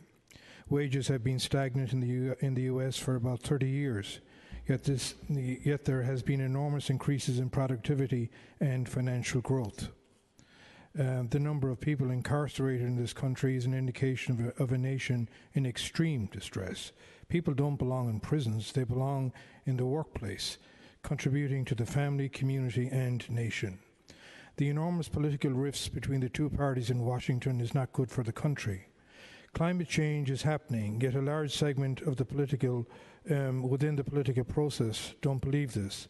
The Earth, the planet, is a very sensitive place. We must treat it accordingly as we go about living out our lives. This country needs genuine economic and political rejuvenation. Thank you. Thank you. Next speaker, please. Yes, Ronald Edward Johnson. I'm asking for cooperation in opening up an investigation into criminal acts, possibly embezzlement, extortion, there's fraud. The building manager where I reside has been stealing U.S. Postal Service mail repeatedly, shredding up other paperwork for federal housing benefits for people. Also, a lot of the tenants are noticing that there's a lot of fundage missing out of their payments from general assistance as well as Social Security, and we are suspecting that the manager is taking the money somehow, some way, She's denying a lot of rights to the tenants as well, and violating. She's trying to charge me for repairs that is not my wrongdoing and is not at my cost, really. And it's very wrong. I have a very hefty lawsuit I'm filing against them. I want you all to be aware of that. I want you to assist me. I have a FBI paperwork. I have a state of California paperwork against her with me right now, whoever's ready to do this. Thank you. Thank you, sir. Before the next speaker, I'll just announce, are there any other members of the public who'd like to address the board? Please step up. Please continue, ma'am. Good afternoon, members of the board. I would really appreciate your attention. I am here in representation for the residents of Treasure Island, and I bring this to the board, to the full board, because of the way that the residents of Treasure Island have been completely ignored over all these years. I personally and a bunch of team members of me and mine got together all the voter registration lists for everyone on Treasure Island, and we called them. And we asked them, were you aware of this resolution before the Board of Supervisors today? Without exception. Ma'am, I'm going to pause your time just for a moment. You are not able to speak on items 10 through 14 as they are on our agenda today, and the public I'm not talking about items 10 to 14. I'm talking about the residents of Treasure Island. And there was no comment section on the items when that were read. I mean, when they came up today. I'm going to resume your time, but if you would just stay away from items 10 through 14, and we can That's continue. absolutely fine. Thank you. Here we go. So I'm here to talk about the residents of Treasure Island, their lack of voice, their lack of any sort of respect from the Treasure Island Development Authority, and their lack of access to and complete ignoring by our own district supervisor. I personally have struggled to meet with my supervisor and was given 10 minutes once a month when she had a meet and greet with the rest of the city. And on very, very complicated matters, you can't get anything done. And on the same matter, I was able to meet with Supervisor Campos for an hour. So it seems to me that I'm begging the Board of Supervisors to consider giving the Treasure Island residents San Francisco residency and renters' rights, because the rules that took that from them were associated with the redevelopment agency, and the redevelopment agencies were dissolved in 2012. So I ask you to seriously consider this, and I know I can't go to the district supervisor because she never does anything for us. Thank you, ma'am. Thank you. Thank you. Seeing no other speakers, Madam President? Thank you. Are there any other members of the public who'd like to provide public comment at this time? Seeing none, public comment is now closed. All right, Madam Clerk, let's go to the adoption without reference to committee items. Okay, and Madam President, items 26 through 29 are still out there to be continued to November 15th, I believe. Okay, so let's go back to our 3 p.m. special order, and please call items 26 through 29. Okay, item 26 is a public hearing of persons interested in the proposed project located at 1515 South Van Ness Avenue to allow demolition of an existing building and new construction, and the determination of exemption from environmental review under the California Environmental Quality Act, issued as a community plan exemption by the Planning Department on July 12th, 2016, and approved by the Planning Commission on August 11th, 2016. Items 27 through 29 are the motions that are associated with that public hearing. Thank you. And it's Supervisor Campos. Thank you, Madam President. At the request of the project sponsor and with the consent of the appellant, hereby like to make a motion to continue these items to the meeting of November 15th.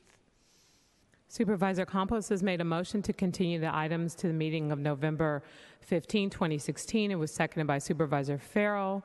And I'd like to open this up to public comment on the continuance only. Are there any members of the public who'd like to provide public comment specifically on the continuance? Seeing none, public comment is now closed. And on the item to continue to the meeting of November 15, 2016, Madam Clerk, please call the roll. Supervisor Cohen? Aye. Cohen, aye. Supervisor Farrell? Aye. Farrell, aye. Supervisor Kim? Kim, aye. Supervisor Marr? Marr, aye. Supervisor Peskin? Aye. Peskin, aye. Supervisor Tang? Aye. Tang, aye. Supervisor Wiener? Wiener, aye. Supervisor Yee? Aye. Yee, aye. Supervisor Avalos? Aye. Avalos, aye. Supervisor Breed? Aye. Breed, aye. Supervisor Campos? Aye. Campos, aye. There are 11 ayes. The items are continued to the meeting of November 15, 2016. Okay, Madam Clerk, let's go to the items for adoption without reference to committee, please. Items 34 through 40 are being considered for adoption without committee reference. A single roll call vote may enact these items. A member may object, sever an item, and have it considered separately. All right. Supervisor Avalos? Excuse me? I'd like to sever item 34, please. 34, okay. No, seeing no other names on the roster. Colleagues, can we take the remaining items, same house, same call? Without objection, those items passed unanimously. And Madam Clerk, please call item 34. Item 34 is a resolution to condemn violence and hate speech, expressing solidarity with Muslims and all those targeted for their ethnicity, race, or religion. Supervisor Avalos. Thank you. Colleagues, I just wanted to draw your attention to this resolution, which is also being replicated in many municipalities across the country.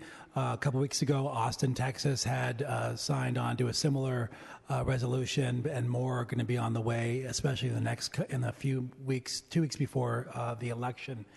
I think also it's really important that we make such statements because regardless what happens after the election, we'll probably still continue to see Islamophobia continue, and we need to call upon ourselves to do more to protect people in the Bay Area. There have been actual acts of people who are a Muslim or Sikh or Middle East descent who have been attacked physically, and we have to be on our guard. And so this is just a statement of solidarity with the people who are under attack, and I urge your support, colleagues. Thank you. Thank you. Colleagues, can we take this item, same house, same call? Without objection, the resolution is adopted unanimously. All right, it is now 3:30, and we have special commendations for 3:30. And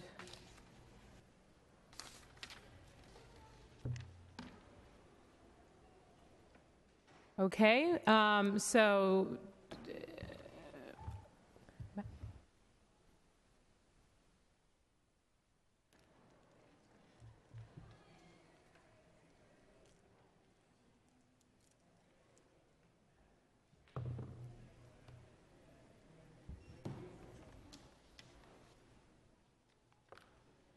okay, welcome everybody.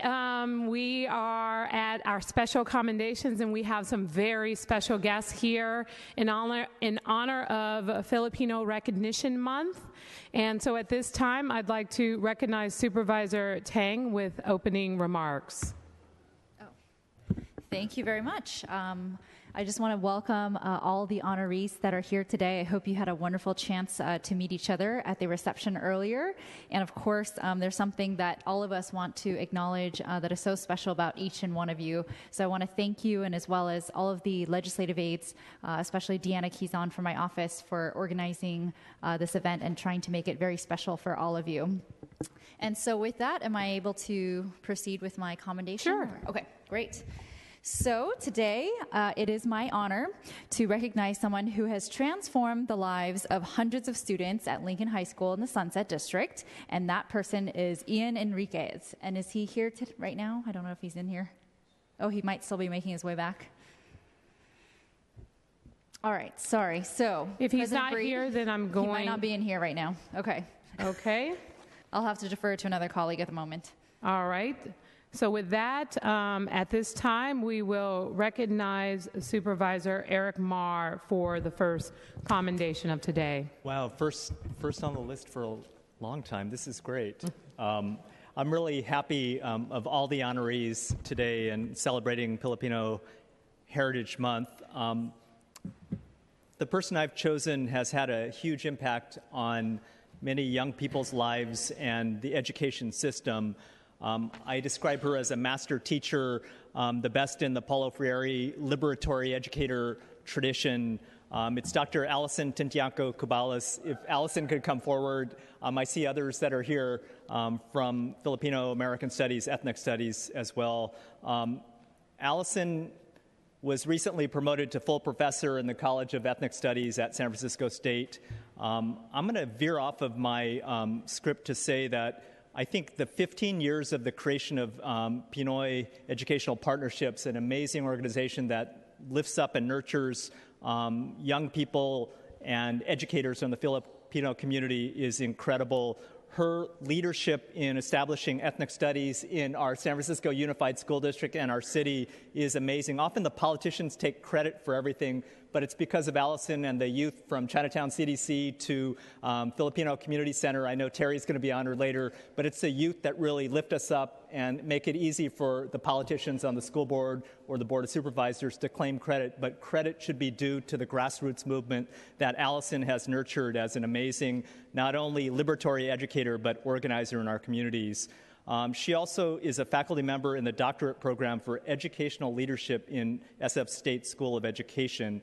Beyond teaching, she's incredibly dedicated to the Filipina American community to respond to the lack of social, academic, and emotional challenges in the lives of youth. In 2001, she founded Pinoy Educational Partnerships, an ethnic studies educational pipeline that creates partnerships and projects that work towards social justice. I'll just say, as Art Concordia and others in the school district develop the ethnic studies requirement, it's really Pep and Allison that have been a tremendous inspiration, not just emerging from Balboa High School, but spreading to many other schools in our school district. I don't think the state of California would have passed the ethnic studies for all without the strong leadership from the grassroots and the bottom up.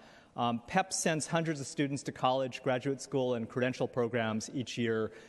PEP is proud to have produced hundreds of critical, transformative teachers and 20 of them to doctoral programs, all of which are serving their communities in social justice organizations and teaching in schools and colleges across the nation. I just wanted to say that empowerment within PEP is critical. Frantz Fanon had a quote, "Each generation must, out of relative obscurity, discover its mission, fulfill it, or betray it." I think what PEP and Allison do is really lifting up new generations to really fulfill their mission of community empowerment.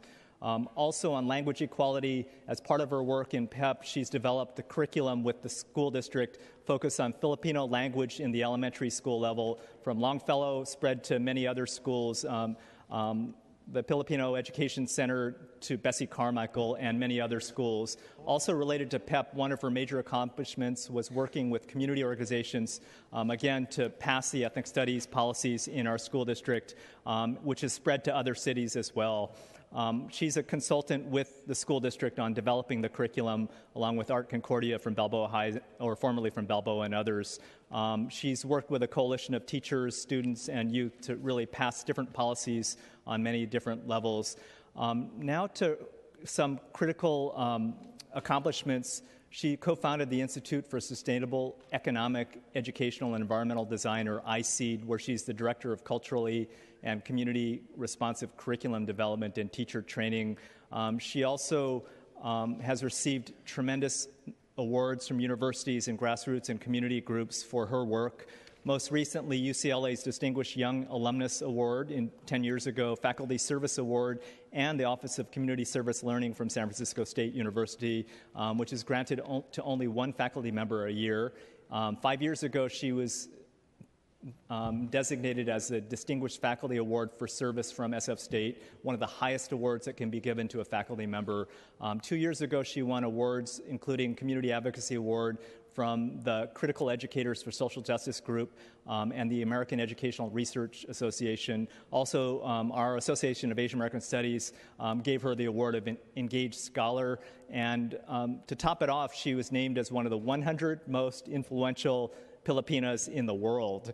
Along with her work in both academia and in the community, her partner, Val Tintiaco Cubalas, from Balboa, also a teacher, an athletic director, coach, and jiu-jitsu instructor. Their partnership has greatly influenced the interdisciplinarity of her work. That's a long word. And a central part of her identity as an activist, as an educator in her life is her being a mother to her daughter, Mahalaya, who's taught her so much about how to act with love and hope. Congratulations to Allison for the amazing work, her fierce commitment to social justice, and deep roots in our communities. Allison Tintiaco-Cabellas.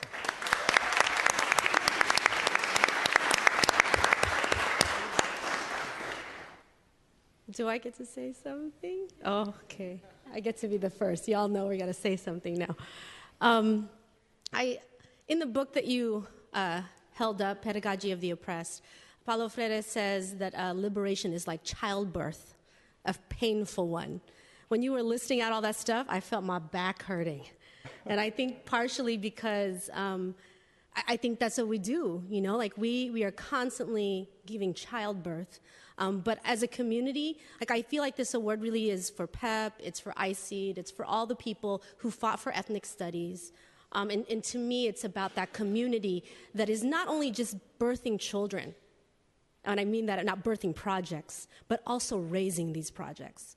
And we raise as a community. And so I really want to appreciate not just thank you for giving me the award, Eric, but really it's all of us, who have been working towards this work together, including you, that has made this all happen. So just thank you. And I appreciate the continued work that you all are doing, both locally and then also you are going to continue to move on into the state and national levels. So I really appreciate all the work that this board has been doing. So thank you.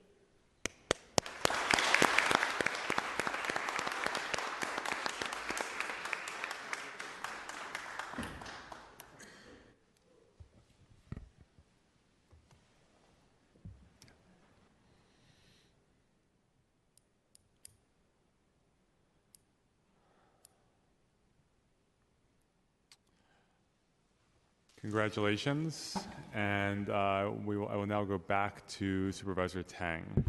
Thank you very much. So I'm going to do this over again, and this time my honoree is here. So today it is my honor to recognize someone who has transformed the lives of hundreds of students at Lincoln High School in the Sunset District. And so today I'd like to bring up Ian Enriquez.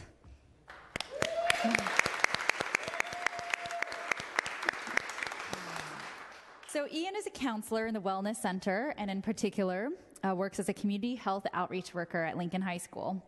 He has countless accomplishments, but one thing that is important is that he serves in a role as a supporter, an advocate, and mentor to Filipino immigrant students at Lincoln High School. He grew up in the Philippines and came to the United States to attend college, and he always seeks out and supports students that are new to the United States. Ian has helped the Wellness Center grow in his 15 years at Lincoln High School. In fact, I'd heard that actually in the last year, there were about 900 visits to the Wellness Center at Lincoln High School, and already 200 since school has started. So that's a high number there. He started Pink Tsunami, an anti-bullying event that has blossomed into a huge event in the school district that many students participate in. Ian also started Health Idol, which is a health competition among the staff and students. And each week, there is a physical and mental health competition, and participants are eliminated until one remains, the Health Idol. Sounds scary. Health Idol was recognized as an outstanding nutrition and fitness program in California and was presented at the CDC in Atlanta, Georgia. And other schools in the country have since worked to replicate the program. Ian also started the improv group at Lincoln and has fostered a diverse community of marginalized students into a group that actually now gets paid for their performances. And every Thursday, they meet at lunch to practice, and he gives them individual feedback on their performance and ensures that all students grow, from the naturals to the beginners. He started the club as a fundraiser for a service trip to Nicaragua over the summer, where Ian and his students helped build an elementary school, baseball field, and planted fruit trees. And now the club gets hired around the Bay Area to perform, sometimes incorporating health education into their shows. Ian works carefully with the transition and early warning indicator students to help coordinate support and interventions for those students who are in need. He was also the driving force in establishing the effective student assistance program at Lincoln. And in this role, he works behind the scenes with wellness, peer resources, deans, counselors, admin and teachers, and outside service providers to prevent redundancy, make sure the support is appropriate, and to make sure that adults on campus know what's going on with the students. Ian is also a hip hop dancer and is a sponsor of the Hip Hop Club at school, which performs several times throughout the year. And in fact, I have seen myself, Ian, perform along with Morgan, my high school friend here who also works at Lincoln High School, on many occasions. I thought you were a student previously, but now I realize that you are part of the staff. He helps teach the students how to dance, not only how to dance, but also about choreography. And in fact, Ian is also a professional dance instructor on the side. So as if Ian didn't already have enough to do, he is also a member of the Muscle Rock Cloggers. So I had to look this up. In case you're not familiar with what this is, think tap dancing with wooden-soled clogs. Did I get that right? Sort of.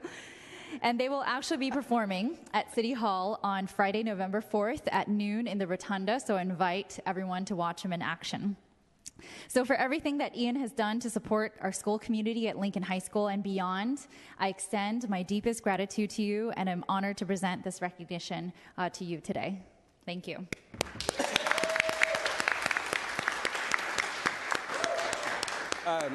So I would like to thank the Board of Supervisors for doing this for the Filipino community. One thing we were talking about in the back is how, although the Filipino community is the second largest Asian American community in the United States, Sir, please speak directly into the microphone for us. Oh, yes. Thank you. We are a very invisible community. When I started in the school district, I worked at Ben Franklin Middle School, which doesn't exist anymore, and I started a group for Filipino kids, and the first thing they said to me is, "Where have you been? Nobody even knows we're here. We get bullied, the bullies get called in, nobody talks to us." And even working with the kids at Lincoln, they show me their essays and the stories that they're writing, and I ask them, why are your heroes white? Why are you, as an Asian American youth and writer, creating stories about people from the dominant culture? Why are you not telling stories about your own? Where are our heroes? Where are your heroes? Where are the heroes that look like you? And it starts here. It starts with recognizing a community that's doing a lot of great work, but for some reason it's flying under the radar. So thank you again for the work, and thank you to all the other honorees as well for the great work that you guys are doing in the city, and congrats.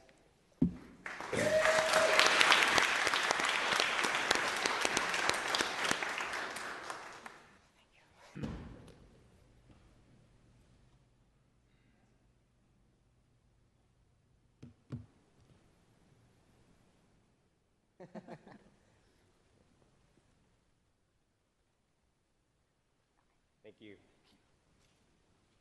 Congratulations. We'll next go to our District 2 colleague, Supervisor Mark Farrell. Thank you, Supervisor Wiener, and colleagues and people who are here today in the audience. I am honoring somebody, actually two individuals who are not able to be with us here today, but they're having a real difference and making a real difference in District 2, and I think throughout the city of San Francisco, and that's the owners and operators of the Senior Sisig food truck that has become incredibly popular at so many destinations around our city. Senior Sisig is a family business and a fusion food truck with a special twist on a Filipino happy hour dish. Sisig, longtime friends and restaurant owners are Evan Cadera and Gil Payamo. Gil graduated from Le Cordon Bleu Culinary Academy, and Evan received his MBA from San Francisco State. He had the ambition to start a business, but instead of a traditional storefront, chose on a food truck concept and hasn't looked back. Entrepreneurship and food runs deep in both of their families' bloodline, and it was only a matter of time that their shared love of Filipino food would turn into a fusion rolling restaurant here in our city. The menu is Filipino fusion composed of family recipes, taken from his father's family recipes in Pampanga, a region renowned as a breadbasket of the Philippines for its legacy and culinary traditions. They took the portability of their favorite Mexican taqueria dishes and melded the two together to reflect a very diverse palate.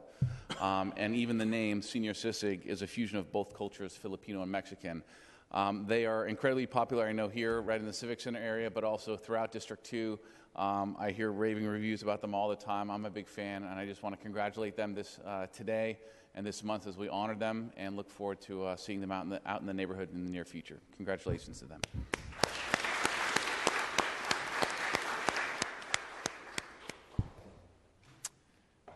Thank you very much, Supervisor. Next, we're going to go to Supervisor Peskin. We're going to Supervisor Peskin now. Sorry, Supervisor Cohen. I had strict marching orders from our board president to go in numerical order. So Supervisor Peskin from District 3. Thank you. Today I have the honor of recognizing my good friend of many years and San Francisco legend, Al Rabaya. Much has been made of the plight of small businesses in the last several years. Legacy businesses have been disappearing, and with them, a little of the soul of San Francisco. Al Rabaya is certainly part of this soul, and we're lucky to have him celebrating almost 40 years of tailored artistry here in San Francisco.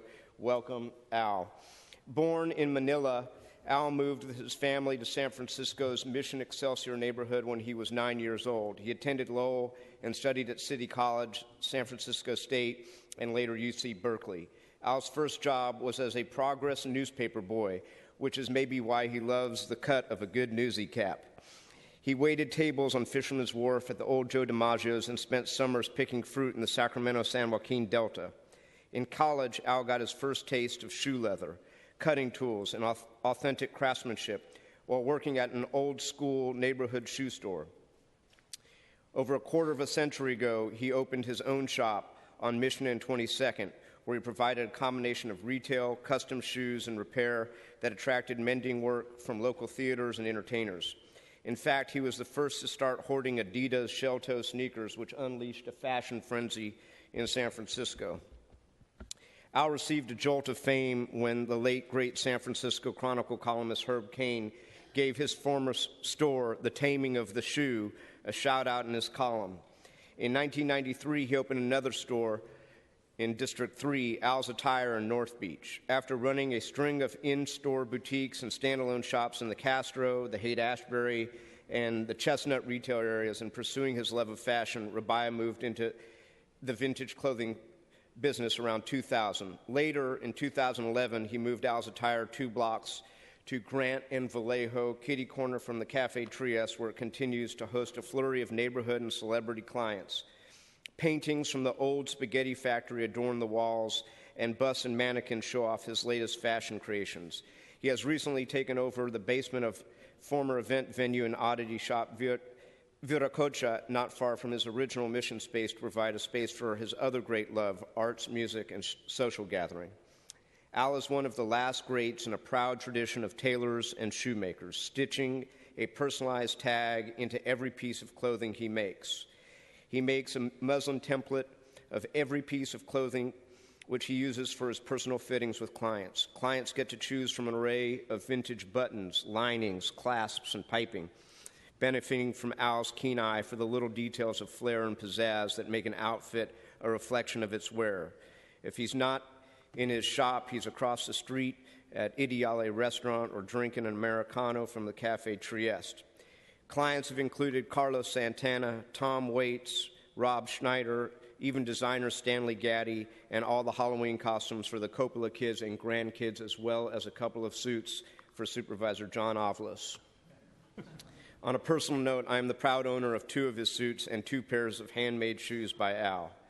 Al's also very involved in the community, served as a former small business commissioner, was on the board of Meta, and today is on the board of the North Beach Business Association. He's charming, gregarious, soulful, and artistic. He is the proud father of 3 beautiful kids who he reads to bedtime stories every night, even if he's not actually physically with them in the Philippines. He reads to them via Skype.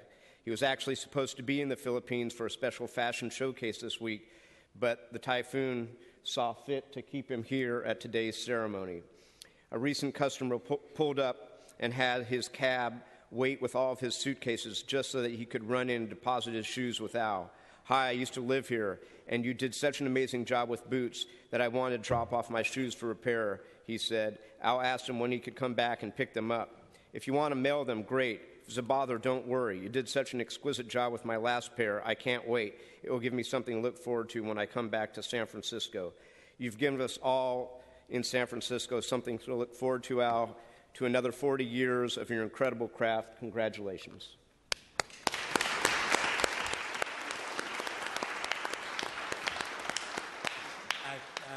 Thank you, Board and Aaron. I just didn't realize that it was going to be like this. This was a last-minute thing for me, but but listening to a history and looking at some of the honorees here, as I consider myself a humble shoemaker, making a living one stitch at a time, and you try to do a small business in the city, and I am honored by some of the other two people and the body of work they've done. But one of the things as a small business and trying to survive in the city, some of the areas, San Francisco, and especially my shop in the Mission, and some of the shops I had on Castro and in the Haight-Ashbury, and also in North Beach, most of these areas had a lot of empty storefronts. And it wasn't like what we have today where it's one of the most expensive cities, if not the most expensive city to live in. And it's getting harder and harder for small business to survive. But one of the things as a small business is to get involved with the local merchant community, getting involved with the supervisors, and there is an effect that could happen, and that happened with me in the Mission, which is now one of the hippest places in the planet, specifically Valencia. And sometimes you are a victim of your own success, because now, you stay in a place for 20, 25 years, and it's very difficult to continue. And I would hope that this would resonate with this board, that it's difficult for me to continue. It's very difficult to build a team, and I know with some of the board over here are doing a great job of making the city affordable for small business. And thank you for this honor.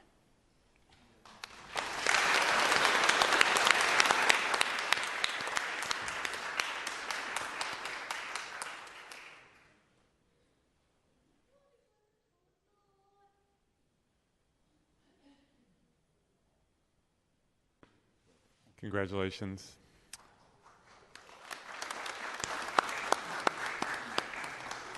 Okay, we will next go to our District 6 colleague, Supervisor Kim.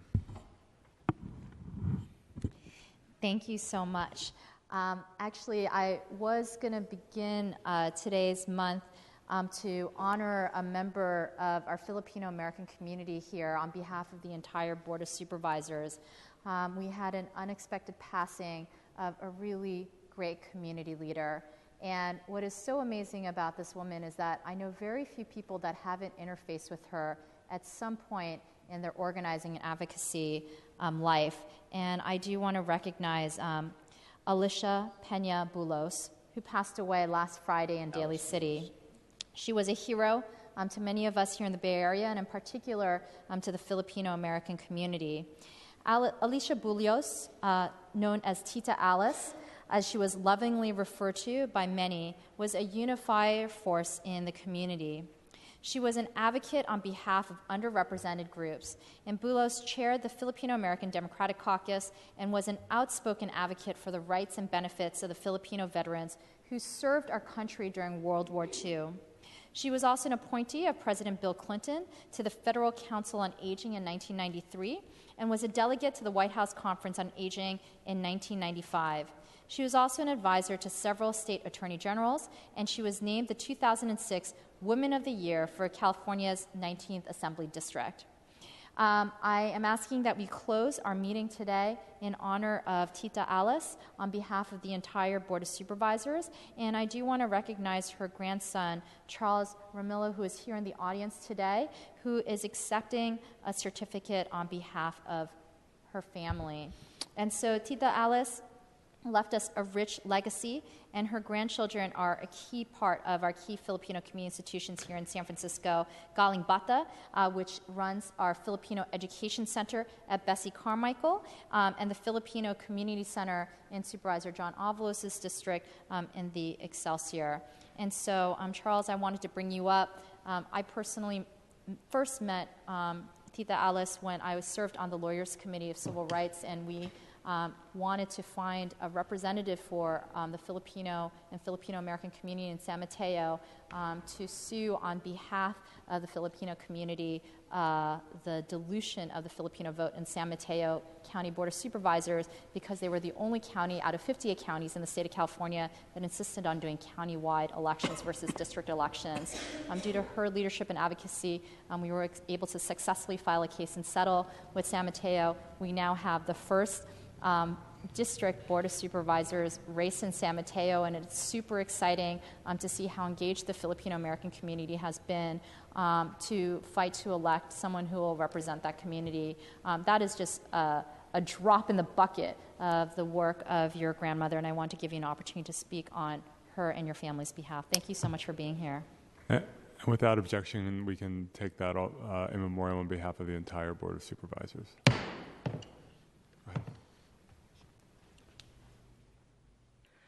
Magandang hapon sa lahat. Good afternoon, everyone. Thank you, SF Board Supervisors, community members, and guests. Thank you, Supervisor Jane Kim and April, for the invite.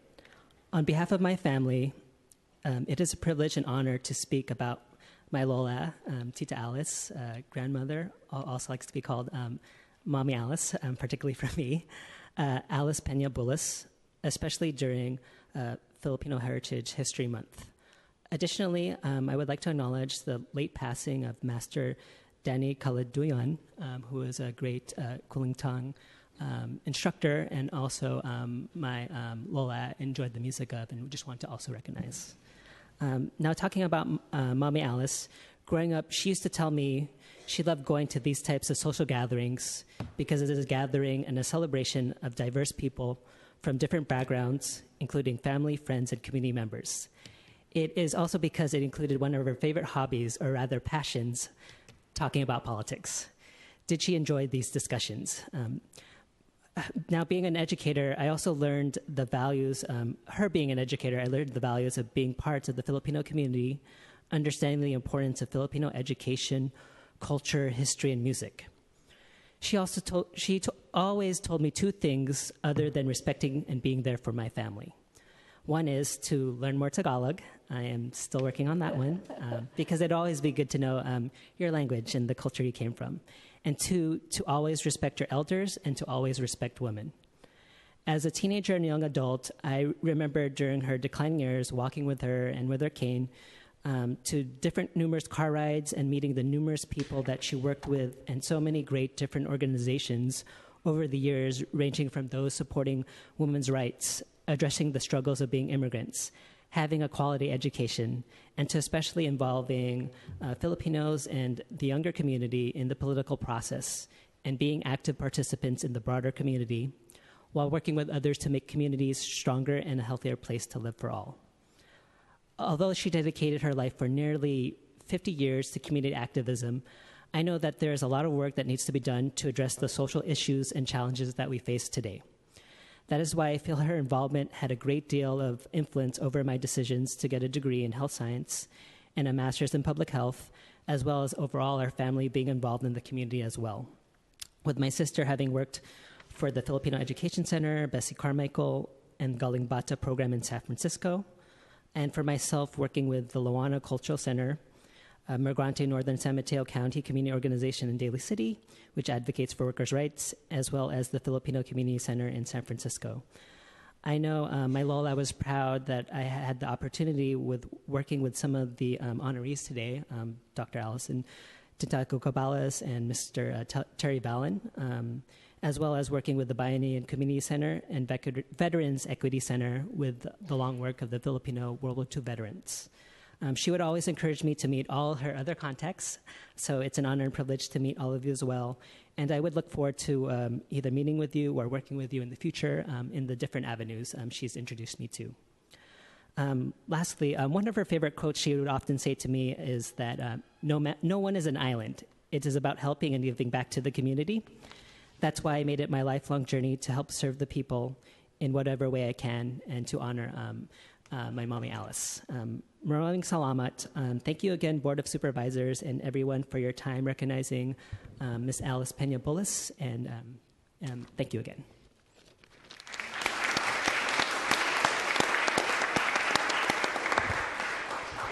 Thank you, Charles, so much for being here on behalf of your family and your grandmother. It was a big loss for the Bay Area to hear of her passing, and also of Tita Erlinda Galeon, also in Daly City, another huge community leader and woman in the Filipino American community that has long advocated for all of us. So thank you so much. I wanted to take a moment really quickly just to thank all of the staff members that put together Filipino American Heritage Month this year. This is an important month for all to recognize, and I think just given the diversity of the honorees that you see here today, we have Filipino Americans who have contributed to the city in so many ways, as teachers, as nurses, police officers, artists, ateliers, and restaurateurs, contributing at every single level to the strength of our city. From a personal level, I have worked with many of you to fight for more affordable housing, to institutionalize ethnic studies in all of our public schools here in San Francisco, and I think that those tremendous strides really speak to the contribution of the Filipino American community here in San Francisco, and also want to recognize the staff that put together today's festivities. Deanna Kizan from Supervisor Katie Tang's office, Samantha Rockus from President London Breed's office, and April Veneracion Ang from my office. Thank you so much for the coordination. And also the members of the clerk's office, Alyssa Samara, Christine Kayaba, Erica Major, and Brent Jalipa, and Robert Laguna. It is your work behind the scenes that makes the functioning of our board so successful, from drafting legislation, creating and posting our agendas, and making sure we all get paid on time. So thank you for your work, and also for putting on this great event. I wanted to bring up my honoree on behalf of District 6, Deanna Cisan Foster. And your partner, Jay, I believe is here as well, so please feel free to come up together.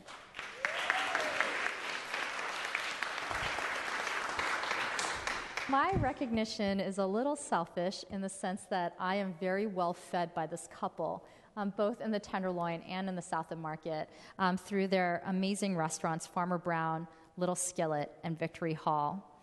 And Deanna is also, beyond being a Filipina entrepreneur, is one of only a handful of women who own bars and restaurants in San Francisco. In fact, Victory Hall is all women-owned, which is unfortunately a rarity here in San Francisco. In addition to being an amazing restaurateur, she's also a mother of two and a very, very active member of our community, participating in the North of Market Community Benefit District, many of our Tenderloin neighborhood groups, and actively attending meetings in South Beach and the South of Market as well. I mentioned she's here with her partner, Jay Foster, her kids, and your mother. So if they're all here, I'd love to have them all come up to support you. Deanna also founded Hood Games and provides outlets for neighborhood small business, arts nonprofits, cultural and youth organizations to work together to highlight unique urban community, showcasing local Tenderloin artists like Hugh Lehman, whose portraits of the Tenderloin residents adorn Farmer Brown. I mentioned she's on the board of the Tenderloin Economic Development Agency to help bring resources to many of our small businesses in the Tenderloin. Long before we ever talked about revitalizing Mid-Market and Tenderloin, Farmer Brown came into the corner of Mason and Turk and took a real big risk in deciding to say that we can do an organic, locally sourced soul food restaurant in the heart of Mid-Market and the Tenderloin, long before anyone thought about investing in that neighborhood. And it has really become the spot. Both your Sunday brunches with jazz and other music, DJs at night. I can walk in on almost any given evening and bump into other community workers and leaders, and those are active in the community. And I just have to thank you so much, not just for providing delicious, healthy food that is soul food, including fried chicken and waffles, but also really for providing a space for the community. So thank you for helping us eat a little less guiltily, but also really being a glue throughout District 6. So thank you so much for being here, Deanna, and your family as well. Thank you so much.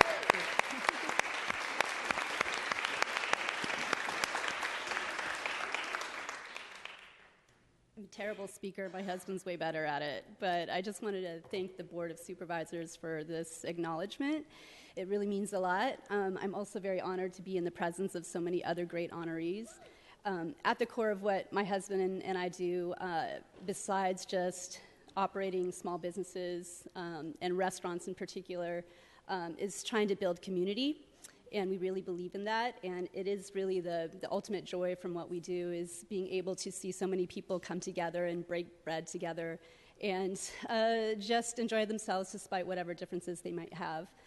My work in the Tenderloin is very dear to my heart because I see other small business owners struggle, kind of resonating what Al said about the difficulties of owning and operating a business, especially a small family-run business in San Francisco. And I feel like the work that we do for the Tenderloin Economic Development Project is really there to have resources for those, especially immigrant-owned businesses, to succeed. It's no small feat. So I think that I feel very honored and lucky to be able to have the opportunity to keep doing these projects. They are like painful births, as Allison had mentioned. But everyone, every project that I do and my husband participates in has been such a joy and a pleasure to reach so many great people. Happy to be working on a new project, which is... Yes, please tell us where that's going to be. It's going to be in the South of Market District, and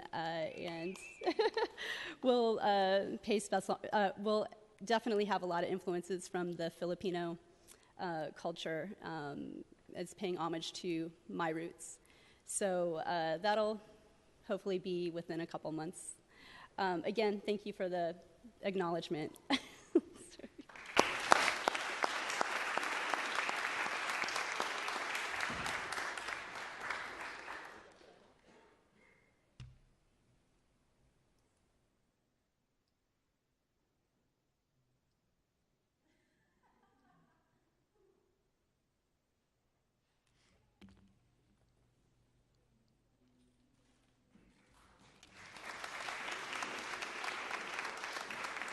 Thank you, and again, congratulations.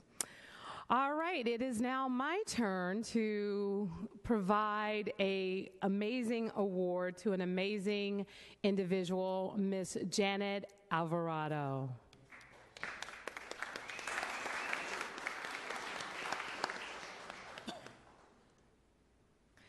Ms. Alvarado's roots run deep in this city. As the executive director of the Alvarado Project, she works with the community to promote multicultural understanding through the use of art, cultural programs, and historic artifacts from the Filipino American community. Her father, Ricardo Alvarado, immigrated from the Philippines in 1928 and served in the U.S. Army's 1st Filipino Regiment. After the war, Ricardo, who was a passionate and talented photographer, began documenting post-war Filipino-American life in San Francisco. For almost 20 years, he witnessed a transformation among the Filipino community, from a close-knit group of bachelors straight from the Philippines to an integrated society defined by family life. Following his death in 1976, Janet discovered his photographs and now documents and preserves more than 3,000 of his images of Filipino American communities in San Francisco through the Alvarado Project. One of their exhibits, which my staff and I had an opportunity to visit yesterday, is showing right across the street at the State Building. It's entitled Compositions, a Filipino American Experience. What an amazing collection of photographs and something that tells an amazing story. It highlights the mixtures of cultures within San Francisco in the mid-20th century, in the Fillmore District. Through beautiful photographs, the exhibit highlights the special cultural aspects from the life in the Fillmore in the 1950s, once known as Harlem of the West. Not only do these photos look amazing, everyone is dressed to the nines. Really great. It includes black and white photographs of residents playing Pino jazz, a Filipino-American fusion of jazz, Filipino American sports clubs and youth leagues, Filipino American military service during World War II, dinner gatherings with Black, Latino, and Euro Americans, social clubs where African Americans and Filipino Americans gathered, and blue-collar work that employed Filipino and African Americans.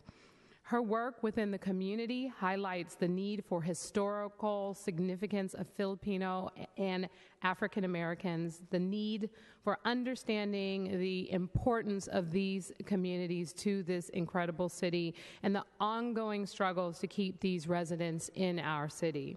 For all of her contributions to the community, I am proud to honor Ms. Janet for Filipino American Heritage Month, and joining her today are a number of historians and advocates for the Alvarado Project, and if you can all please stand.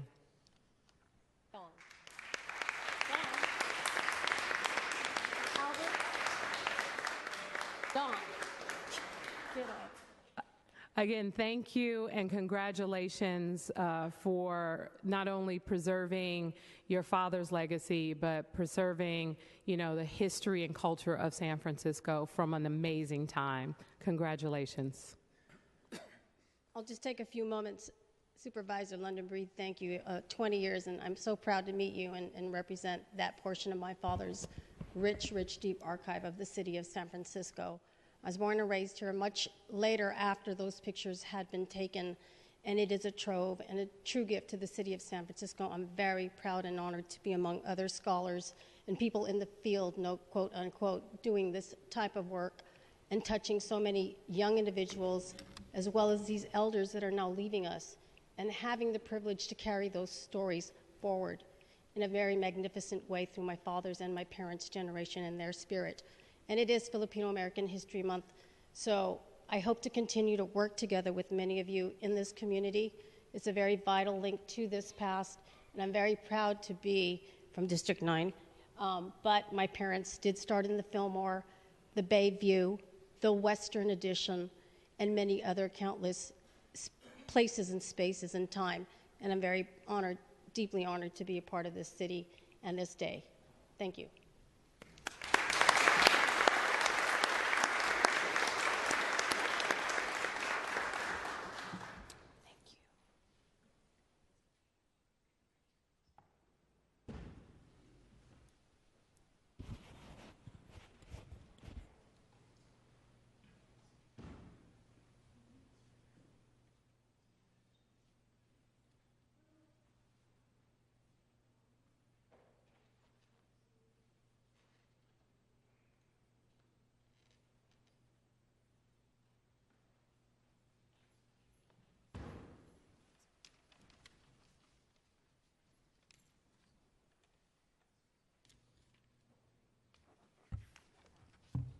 Thank you. And don't forget to go and check out that amazing exhibit right across the street at the State Building. And with that, at this time, I'd like to recognize Supervisor Norman Yee from District 7. Thank you, President Bree. First of all, I want to congratulate each and every one of you who has been honored today for the Filipino American Heritage Month. My honoree is Laguna Honda's Chief Nursing Officer, Madonna Valencia. Come on up.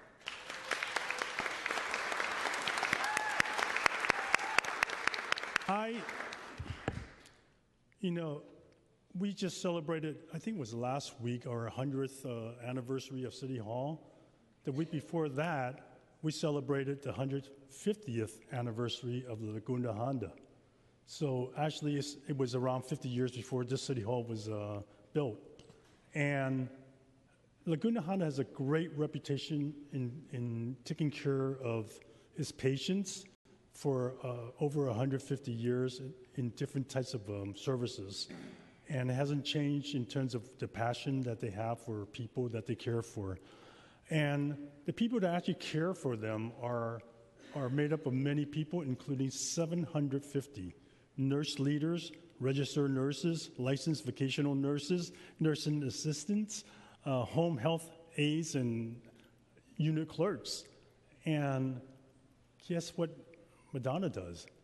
She actually supervised this great team of 750 staff members that take care of our patients up in Laguna Honda Hospital, which is in District 7, by the way. And, you know, I would say that I had a chance to go on a tour with Madonna. When was that? A few months ago or during the year? I think that was during Easter. and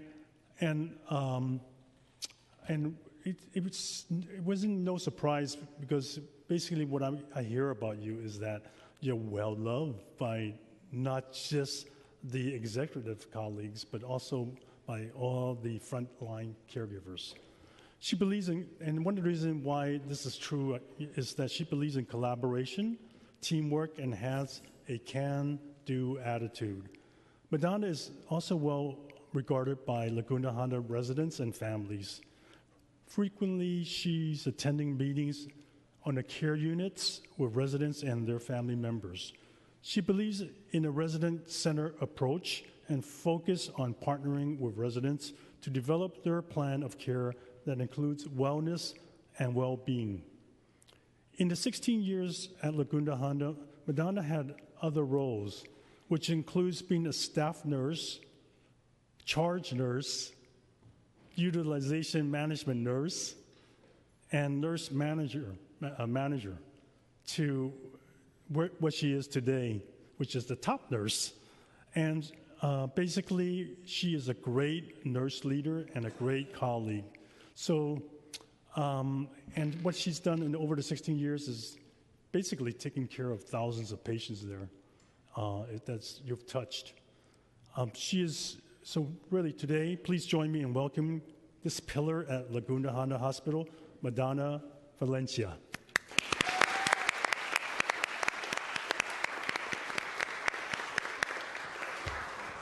Thank you so much, Supervisor Yee. I'm profoundly grateful to be the recipient of the Filipino American Month Nurse Leader Award for District 7. And really, what keeps me going every day are our 780 plus patients who count on every 800 plus nurses to heal their wounds and ease their pain or mend their sorrow, or simply just putting a smile on their faces. And I'm very fortunate to be working with amazing leaders at Laguna Honda Hospital who's joining me here. This is really all for you, headed by our Chief Executive Officer, Mai Vicarosi. I want you to all to stand up, please. Thank you so much for all what you do.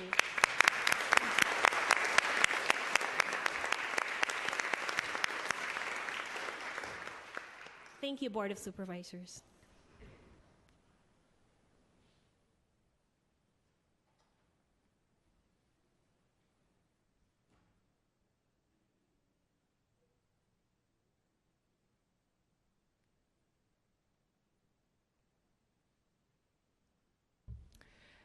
Congratulations again, Ms. Valencia, and to all the folks who are here from Laguna Honda. I want to also say, as a regular visitor to my grandmother, thank you so much for taking good care of her and so many of the folks who are in Laguna Honda. I could attest firsthand just the kindness, the support, the love that you show to so many people in need is just really remarkable. You all deserve a round of applause. Thank you all so much for being here today.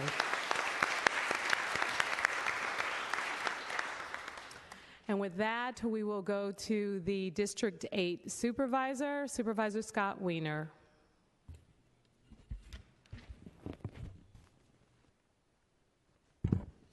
Thank you very much, Madam President. Colleagues, today I have the pleasure of honoring a great leader in the Filipino American community, Sergeant Inspector Richard Alvis. Do you want to come up?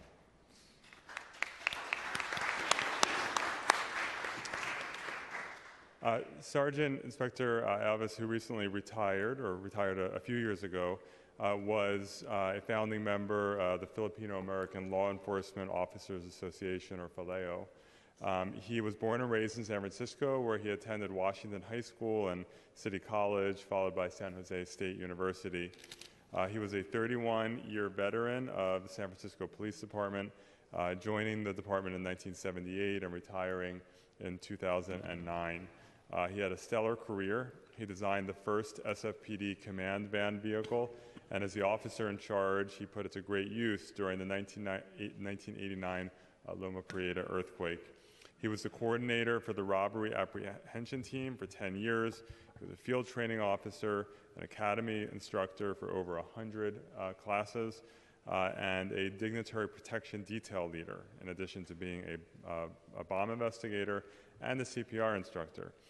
His contributions earned him numerous awards, including Inspector of the Month several different times, 2 Medals of Valor, a Purple Heart, several Certificate of Meritorious Conduct, several Police Commission commendations, a Certificate of Honor for dedicated service, the Mayor's Outstanding Performance Award, an outstanding performance for bank robbery arrest, where over $1 million were recovered, and over 100 captain complimentaries. Despite all of his accomplishments as an officer, he considers his 2 greatest contributions to be, first, being one of the founding members of Faleo, enabling him to start the scholarship fund to help aspiring students pursue careers in law enforcement or public service to better serve their communities. This scholarship fund was created in tribute to 2 fallen police officers, Nick Tomasito Burco and Brian Tuvera, who made the ultimate sacrifice. Last but not least, he feels that there is no more rewarding and humbling experience than to spend time and serve our seniors through his annual Thanksgiving feed and entertain the seniors Thanksgiving meal at Cannon Kipp Senior Center, which he's done for over 25 years. So thank you for your service, both as an officer and as a community leader. Congratulations.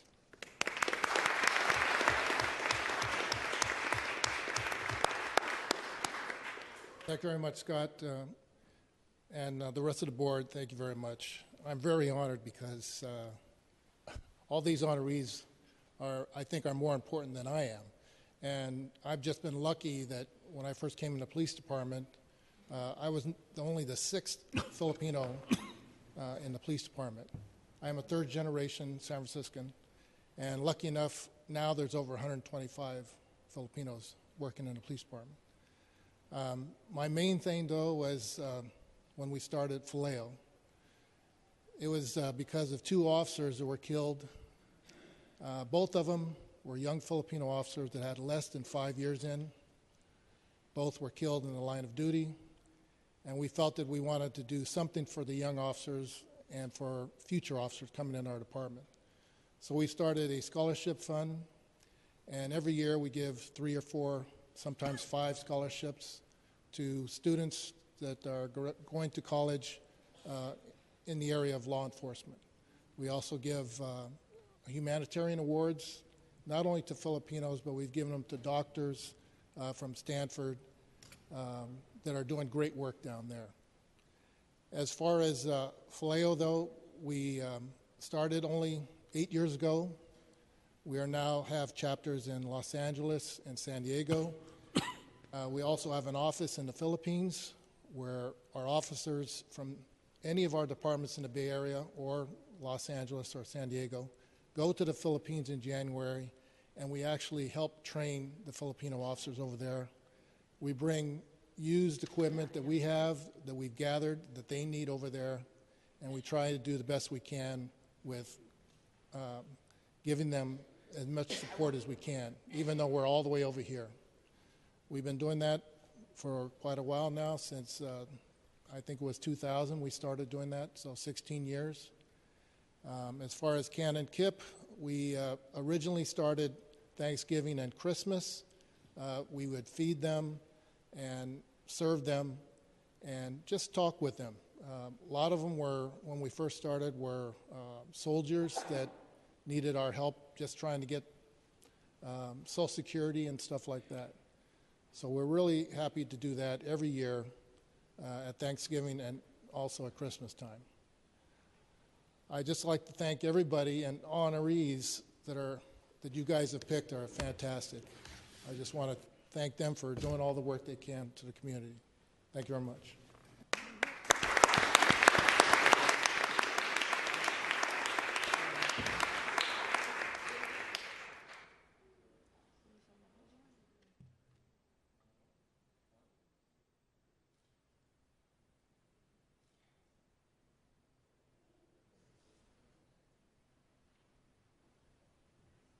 All right. Next up, we have the supervisor from District 9, Supervisor David Campos.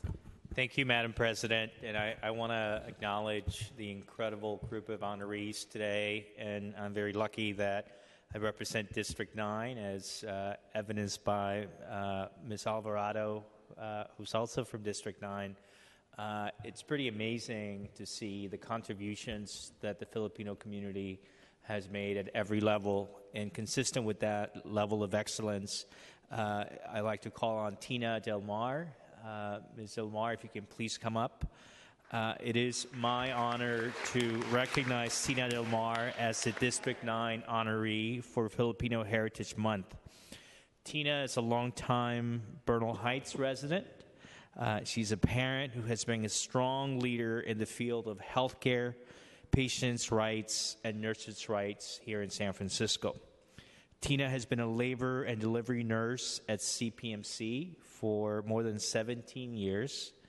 She has worked with pregnant moms, supporting them through labor, and then caring for the mothers and babies post-delivery. That's a very challenging task. She has been an active member of the California Nurses Association, serving as a CNA rep at CPNC for the past 5 years. And I can tell you from my experience in this field, it's a very challenging field, that it's a very tough job to be a representative. She was an active participant in the fight to save St. Luke's, and on behalf of not only the Mission, Bernal Heights, but the entire District 9 community, I want to thank you for that alone, for helping to safeguard such an important institution for our community. She's currently working to ensure patient safety, sufficient staffing, and adequate work standards at the new Sutter Hospital at CPMC, and thank you for making that happen. Tina is the daughter of Filipino immigrants who moved to the United States in the 1960s. She was inspired to become a nurse when visiting the Philippines on a medical mission with a Filipino organization from San Diego. Spending time with these Filipino-American nurses on this mission inspired her to be a nurse and to work with mothers and babies. And, you know, what's greater than that? Tina is also the mother of 2 girls, Kira and Isabella. They're students at Friends School and Sacred Heart. And amazingly, on top of everything else, Tina is pursuing a doctorate in acupuncture and Chinese medicine. So I don't know if you sleep at all. I don't know where you find the time to do all of that. But it really is an honor for me to recognize you and your contributions to your community. Thank you for everything you do, and thank you, but also thank you to your family for supporting you in those efforts. Again, Tina, congratulations.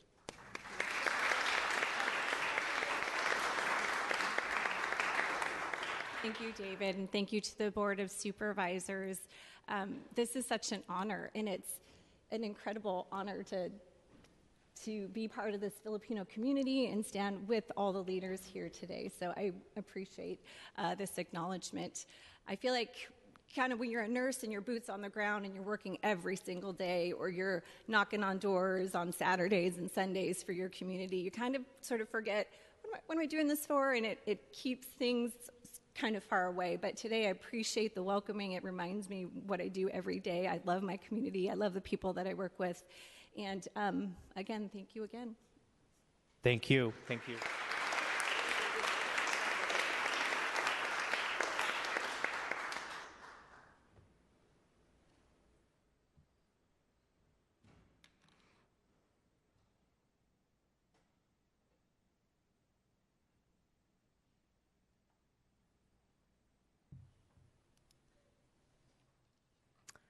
Okay, I'd like to now recognize the supervisor from District 10, Supervisor Malia Cohen. Yes, finally. You know I've been very excited about this. It's like the main event for me.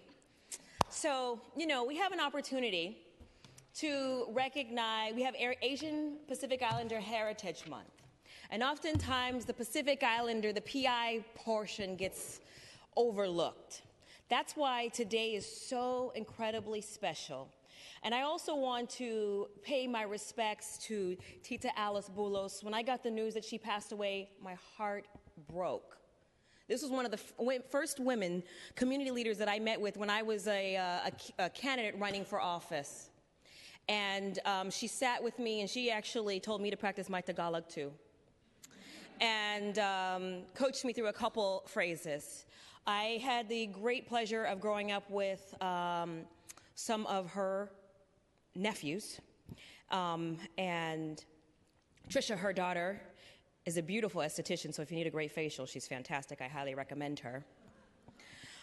But today we really have come together to recognize an everyday shero.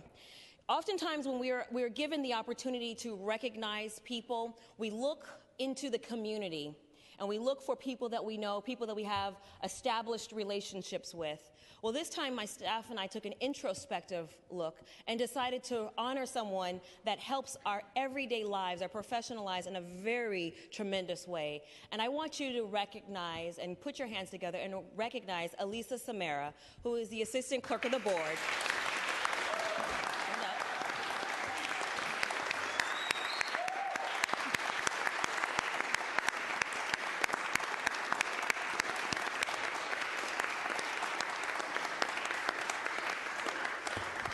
As you can tell from the expression on her face, she's not too pleased with being in the limelight, but I think it's about time that we really recognize the people that make us more efficient and more effective in doing our job as we serve the city and county of San Francisco, because we cannot do it ourselves.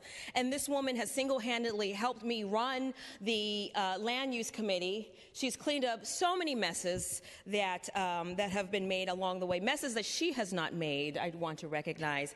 But this is a great opportunity to just pay our respects to an incredible young woman who is a professional in preparation of this honor. I had an opportunity to get to know her bio a little bit more, so I'm going to share some information with you that I did not know, and I'm sure many of her colleagues probably didn't know this. But Elisa Samara is a third-generation Filipina who was born and raised in Vallejo. She's lived in various locations in the Bay Area, which also includes San Francisco. She returned to her hometown in Vallejo with her boyfriend, also to be closer to her family, which she holds incredibly dear, and she cares very deeply about taking care of the children in her family. Elisa's father, Kenneth, is he here today? No? Kenneth is Locano and was also born and raised in Vallejo. And her mother, Christina, is Visayan. I told you I was working on it. Rest your soul, Tita. Okay. Visayan, and was born in San Francisco. Elisa's been in public service for the last 17 years. And I tell you, this is a thankless job, ladies and gentlemen, sometimes. So, Elisa, we want to say thank you. 17 years of service. She started straight out of high school at the age of 19. She worked for the city of Vallejo as well as the city of Berkeley. While working for the city of Berkeley, Elisa attended Cal State East Bay to obtain her degree. And now we're also very lucky to have Elisa working for us as a member of the San Francisco City family. She's an incredible woman, an incredible clerk, and I just want to say maraming salamat po. Thank you.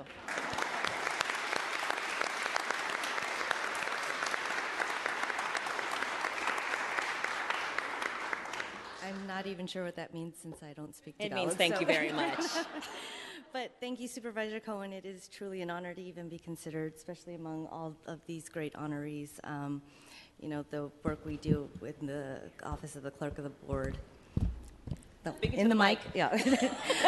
It can be thankless, and nobody, you guys usually don't recognize it unless something is going wrong. So it's good to know that it's good to get this recognition, but I couldn't do any of this without the staff of the Office of the Clerk of the Board. They are the ones that work hard every day to make the rest of us look good. And also the Clerk of the Board, Angela Calvillo. I just want to also thank her for giving me the opportunity to serve all of you and this great city of San Francisco. So thank you again. Thank you.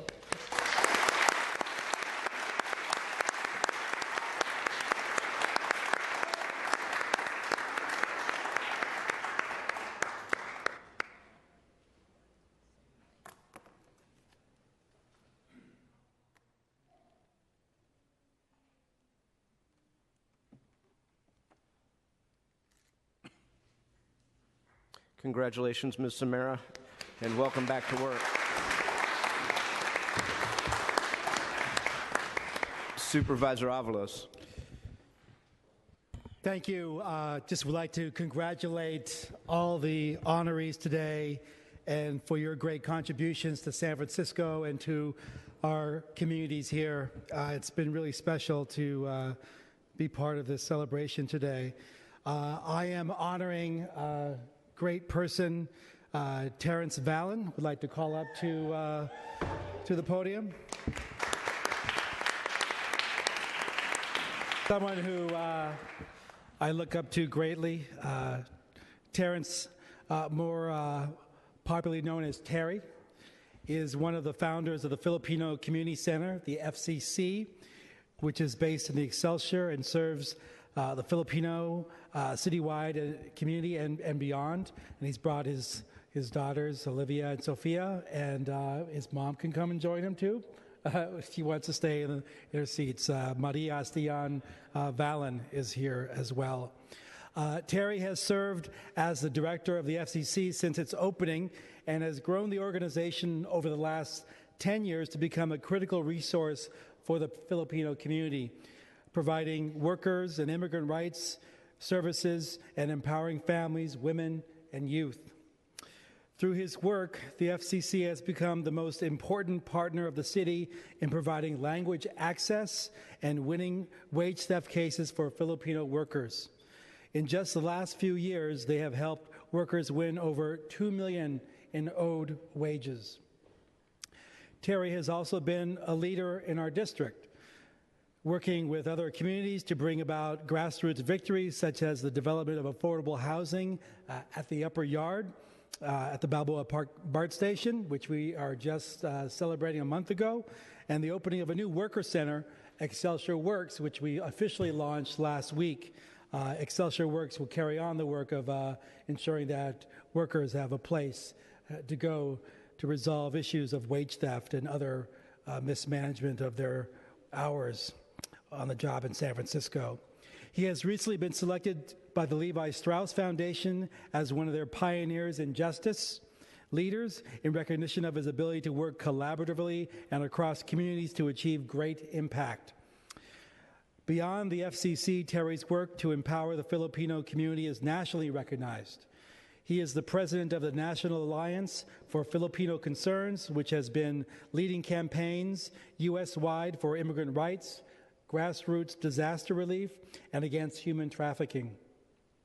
Terry has traveled to New Orleans, his hometown, to help organize trafficked workers, and this past September he was in New York inside the United Nations as an elected leader of the International Migrants Alliance, participating in actions to demand that high-level dialogues on forced migration and refugees include the voices of migrants and their families. Mr. Terry Vallon is not only a great Filipino leader, but also an advocate for human rights locally and throughout the world. I had the pleasure of traveling with him to Cuba last year to learn firsthand the Cuban people's achievements in achieving full literacy and eradicating illiteracy, promoting urban farms, and providing free medical school and training to students from all over the world. When Typhoon Haiyan hit a few years back, Terry Vallon led the effort to raise funds through the National Alliance for Filipino Concerns and raised, I believe it was about $500,000 that went right to the grassroots of organizations that were hardest hit in the Central Philippines.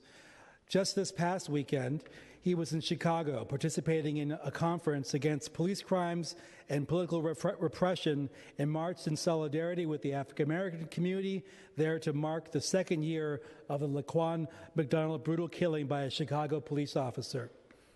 Terry is not only an exceptional leader in the Filipino community in San Francisco, but a bridge builder across communities locally and internationally.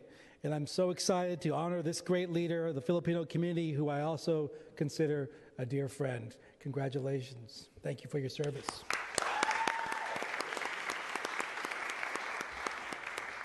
Thank you very much, Supervisor Avalos. It's good to be here with all of you to celebrate Filipino American History Month. I'm used to the 3-minute testimony time limit. We come here and testify a lot at City Hall. We're on the front steps at press conferences and rallies. It's been great to work with every supervisor here, and especially all of your staff who've helped us with language access, workers' rights, immigrant rights, affordable housing, etc. I've been at the FCC for over 10 years now. My mom and I and dad have transplanted from New Orleans. They just sold their house there. My kids are now born and raised SFUSD students in San Francisco, so we want to make sure we can continue to have a city for our families and our community. I'm honored to be here with all of the honorees for this month. We're here to carry on the legacy of what Steve Arevalo mentioned earlier. Larry Itliong, the United Farm Workers, one of the founders of the Agricultural Workers Organizing Committee. That legacy is what we're carrying this month, and also in memory of Alice Bulos, her leadership in the city, the Bay Area, and beyond. We have to carry on that legacy, push forward our community. And it's amazing to hear, we're in every district in this city. And we're leaders, we're nurses, we're clerks, we're police officers, we're restaurateurs, fashionistas, we're everything in this city. And we're integrated with all of the communities across every district of this city. We started the FCC more than 10 years ago with leaders that were mentioned earlier, Raquel Redondias, Art Concordia, Allison Tintianco Cabales, folks who have lived and worked throughout the city, but especially the Excelsior, District 11, where we were able to build the FCC. A lot of the honorees are from there. Janet and Al talked about how they grew up out there, and we still have to keep those places for our communities thriving for the Filipino and other communities as well. So I'm honored here to carry on the legacy of Larry Itliong, to work in memory of Alice Bulos. Her grandson, Charles Ramilo, works at the FCC with me. So we're there on the ground every day, continuing to build leadership, continuing to work on the issues of language access, workers' rights, immigrant rights. This board in 2009 sent $50,000 to the Philippines. We built a water project, community pharmacy, disaster preparedness workshops through the work and leadership of this board. And we need to continue to support the Philippines. These are critical times right now for peace in the Philippines, for indigenous people's rights, for human rights. So we want to continue work with the board. Whoever's elected this next election cycle will be here as the FCC in our communities to make sure there's a Soma Pilipinas, that the Filipino community can thrive in San Francisco, and it can continue to be a city for all of us. So thank you, John. Thank you all.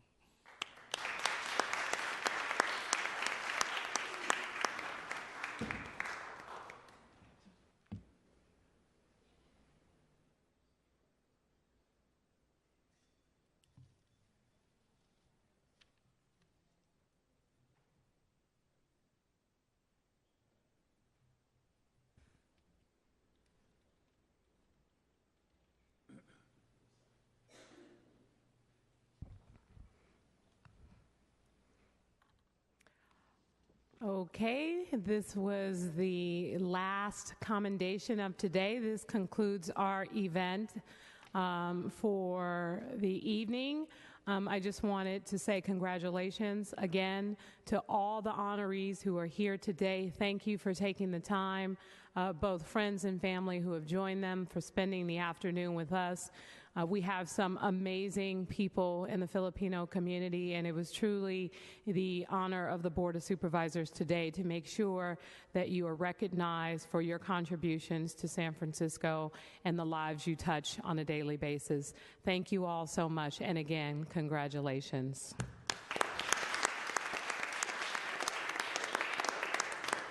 And with that, Madam Clerk, let's go back to our agenda and wrap it up. Yes, Madam President, today's meeting will be adjourned in memory of the following beloved individuals. At the suggestion of Supervisor Kim and on behalf of the entire Board of Supervisors, for Ms. Alicia Pena Bulos. On behalf of Supervisor Peskin, for the late Senator Tom Hayden. And on behalf of Supervisor Wiener, for the late King Rama IX, Pumipun Adunya Day. Okay, this brings us to the end of our agenda. Madam Clerk, is there any other business before us today? That concludes our business for today. Great, we are adjourned. Thank you, everyone.